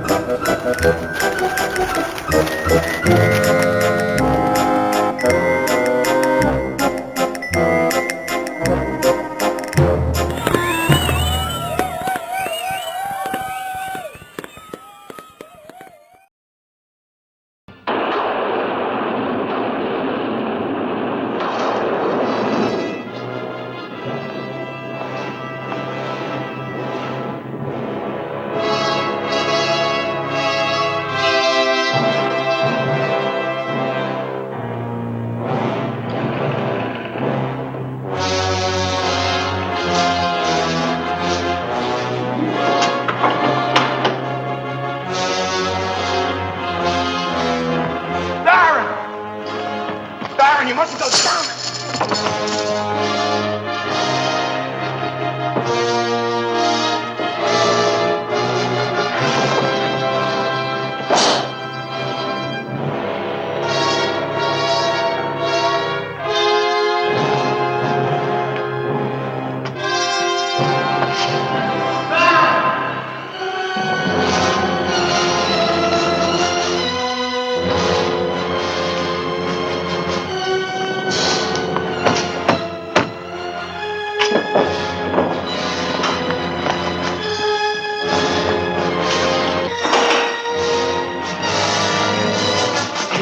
Where's the Baron? We must get to him. He's locked himself in the crypt.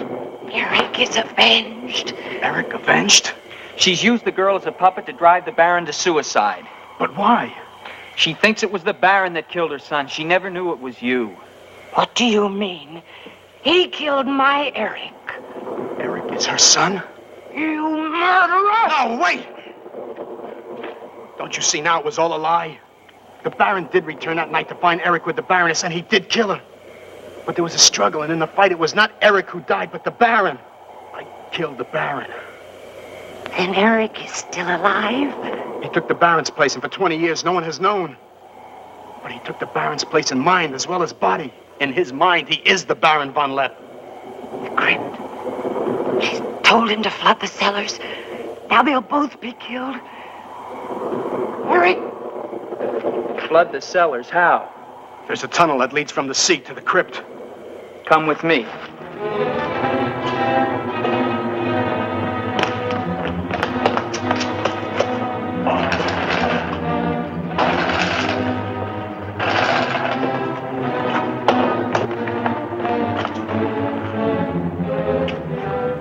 He's locked it from the inside. Good.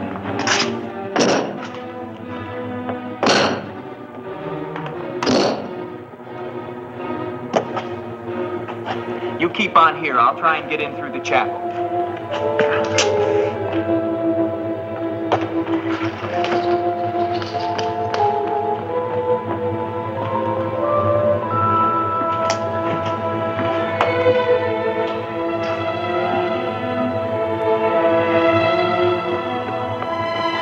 I may need you. No, not the chapel. I may not enter the house of God. I have made my pact with another. No closer! No!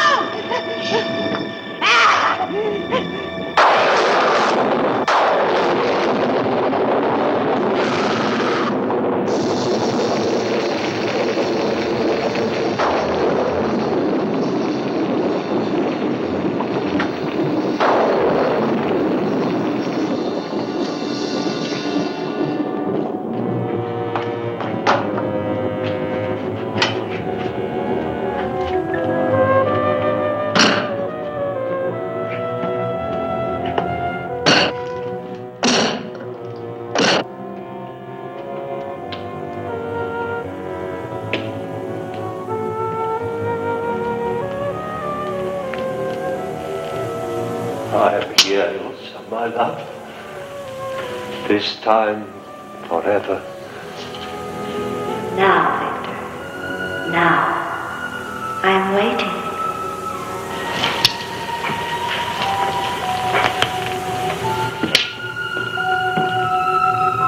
Hurry, Victor, hurry.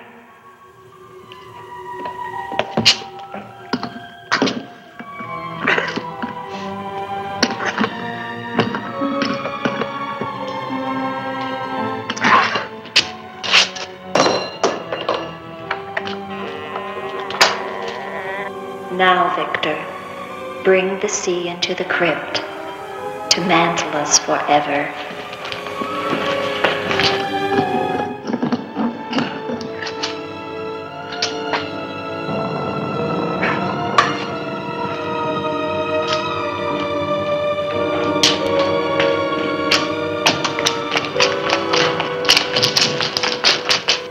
We will be together again, Victor. Together with our love here beneath the sea. Come to me, my love. Draw the veil. Look at me. And see how eagerly I await your embrace.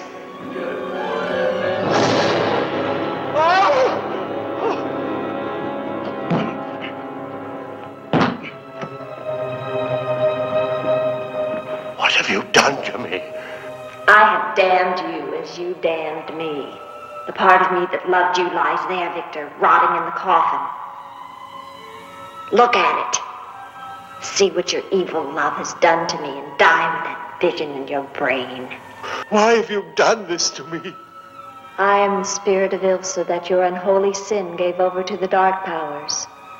But now, by giving your immortal soul to them, I will be free. Eric.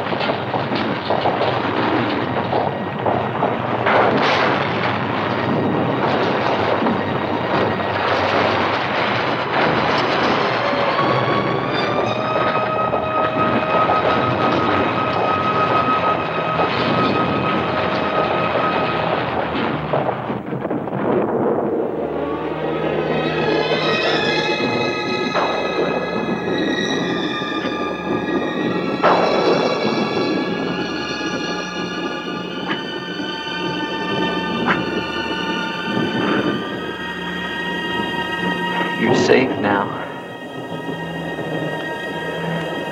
It's over. It's over. Do you understand? You're free now. Free? Andre.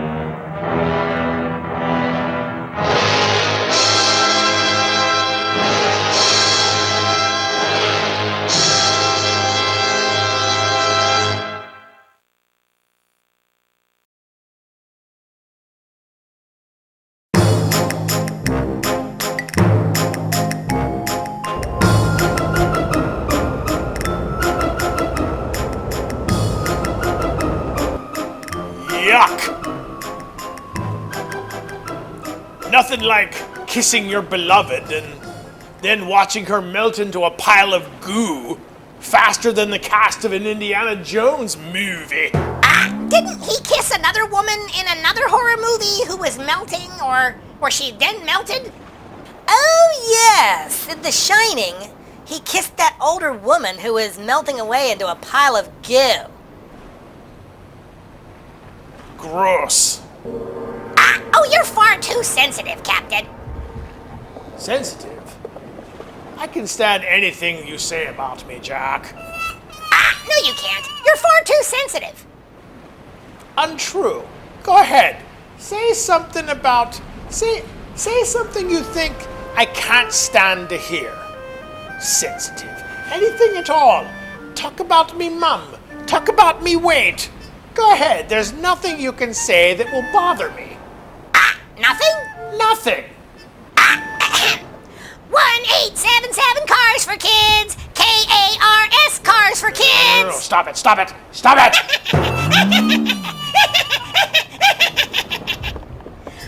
I stand corrected. Well, Captain, that was scarier than the ghost stories about the Whiskey Rebellion. What? The movie? Oh, no. The 1877 Cars for Kids jingle. You know, KARS. Stop it! Stop it! In any case, the Whiskey Rebellion was really cool, Captain. Plus, we know where to go to if we want to take a step back in our own time. Right, Captain?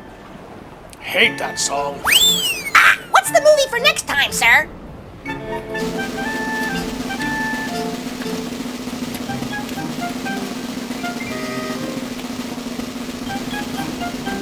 I'm pretty sure it's Man in the Attic. You know, the Jack the Ripper feature. Oh, yeah, okay. What? Captain, with all due respect, you've been promising that movie for over a year. Well, this time it's for real. Yeah, sure it is. No, this time it's for real. Jack the Ripper. Yeah, as in getting ripped off. No, this time it's for real. In fact, we have a new sponsor for next time. Steel City Con returns. Really? Aye. But first things first. Here's a little sample of our next show. Roll it!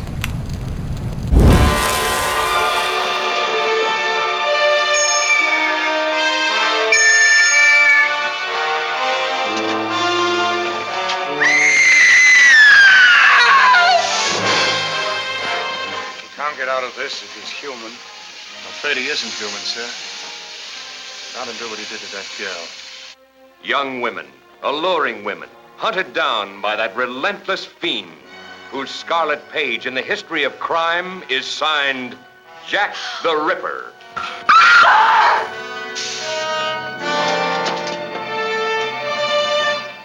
Don't come up here. He shocked you as the gunslinger in Shane. He won an Academy nomination for his gripping performance in Sudden Fear.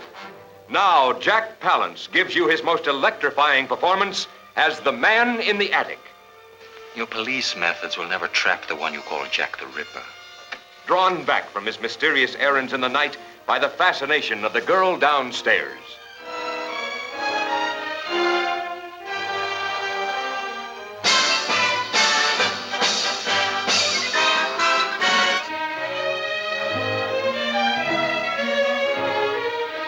You're mocking me! Same as my mother. Same as all of them.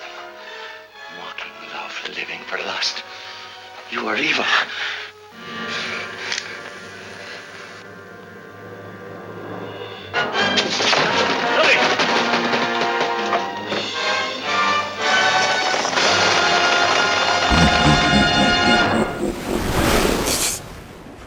Well, don't beat around the bush, Captain. What are you really trying to say?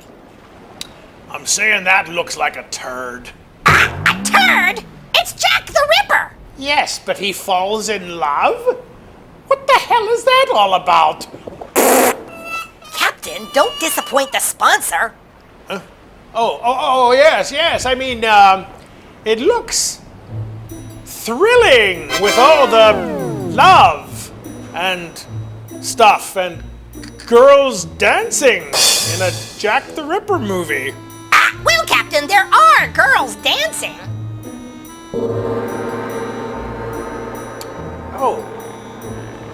Oh, yes. I forgot about that one. Let's see that trailer again, why don't we? Sorry, Captain, no time. No time? The show's over. Yes, but the Whiskey Rebellion is just beginning. Yes, I will be there. It looks like a lot of fun. Mr. Bones, if you are there walking around, people will certainly be screaming.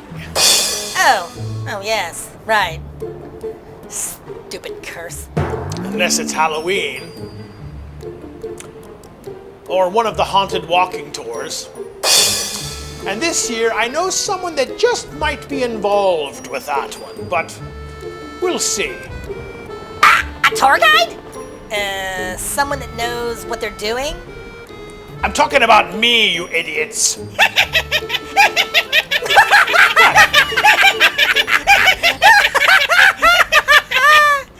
Stop. I'm serious. But more on that later. Maybe. Perhaps. Stop. You know, sir, they didn't have GPS back then. What? I can read a map. Really? Sure. I have one to me ex-wife's house. For what? Booty calls. You know, I can read a map backwards too, but that's just spam.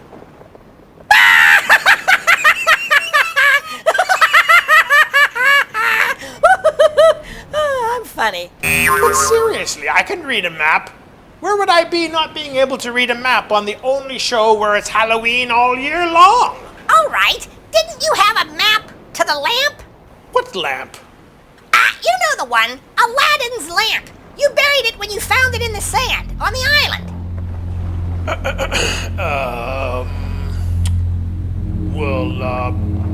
And you said, next to the island, it was the most important possession because of its power. I said that?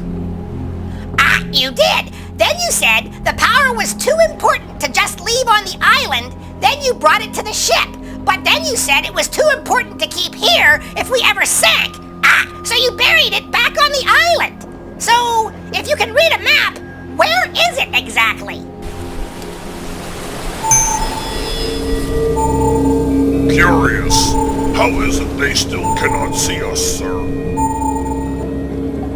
A 22nd century invention called a cloaking device. And why do we not attack, sir, once again? Because the captain, while an idiot, commands a ship that is well armed, crone. Patience. This is all a part of my plan. Victor, are you there? Yes. Jeremiah, are you there? Yes. Are your ships prepared? Yes. Drake measures time by episodes of those moronic movies he is forced to host by the curse. What is your ETA to our location? Our refit took longer than expected. By Drake's time measurement standards, we are looking at the next movie he hosts. Possibly the one after that. No faster. Not if you want us to arrive at 100% capacity. Victor! Our engines are having trouble conforming to the power proficiency of the refit. I would say about the same time, perhaps slightly longer. Ah, this is truly maddening, but necessary, I assume. Very well, we will bide our time. Why is it important that we are on Drake's schedule? Yes. Why can you not attack now? You have a cloaking device. You have the advantage. Because Drake is highly armed and there is strength in numbers. And I want an audience for his downfall. Because of the curse, he has a connection with a network that allows his broadcasts to be seen not only inland, but around the world.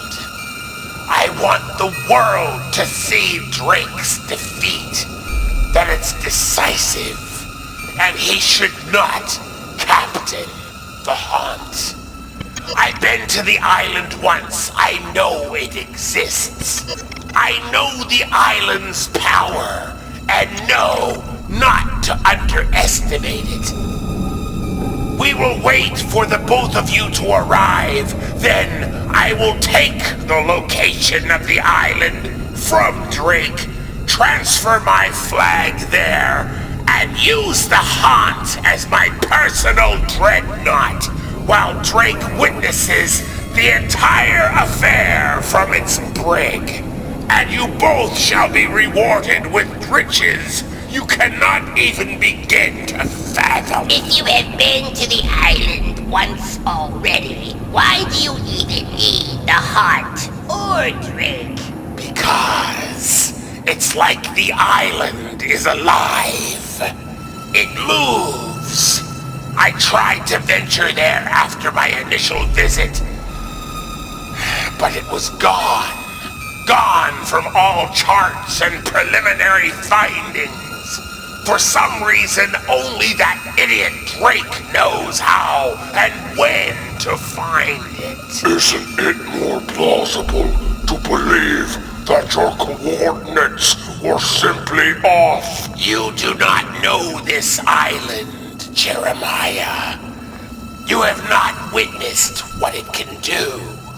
You have never seen its power, what it's capable of.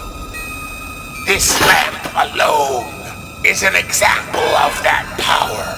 But without the genie, it's worthless. Returning to the island will reinstate that power, one that is beyond all comprehension. Just like I took Drake's eye, I am always one jump ahead of him. How can you possibly know his every move?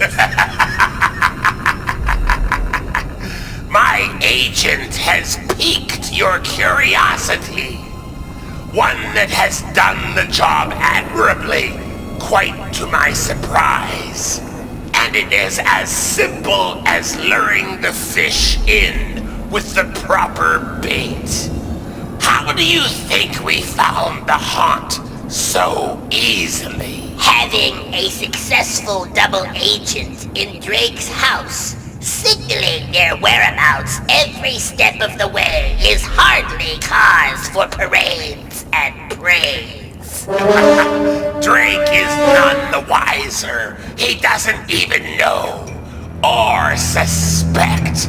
He He's far too trusting. But you have actually seen the island for some time. You have been following him for weeks. Why not seize the island when he hosts a new show? When it's right there for the taking. Because the Haunt and her crew are constantly between us. Their rigging makes them fast, their guns make them powerful, and the wind is always at their backs. And then the island disappears into the fog or the mist and moves once again. No, we must wait for your arrival. Then we will strike together and take the island and all her gifts.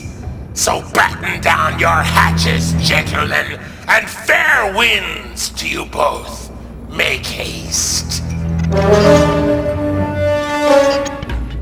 If I may be so bold, sir, once you defeat Drake, what of her crew? When I command the most powerful force in the world, I'll fry Drake's first mate for a celebratory dinner. Make the professor my beloved, execute the crew, and have the good captain's head mounted on my wall of accomplishments as my greatest trophy. Soon, Calico. Soon.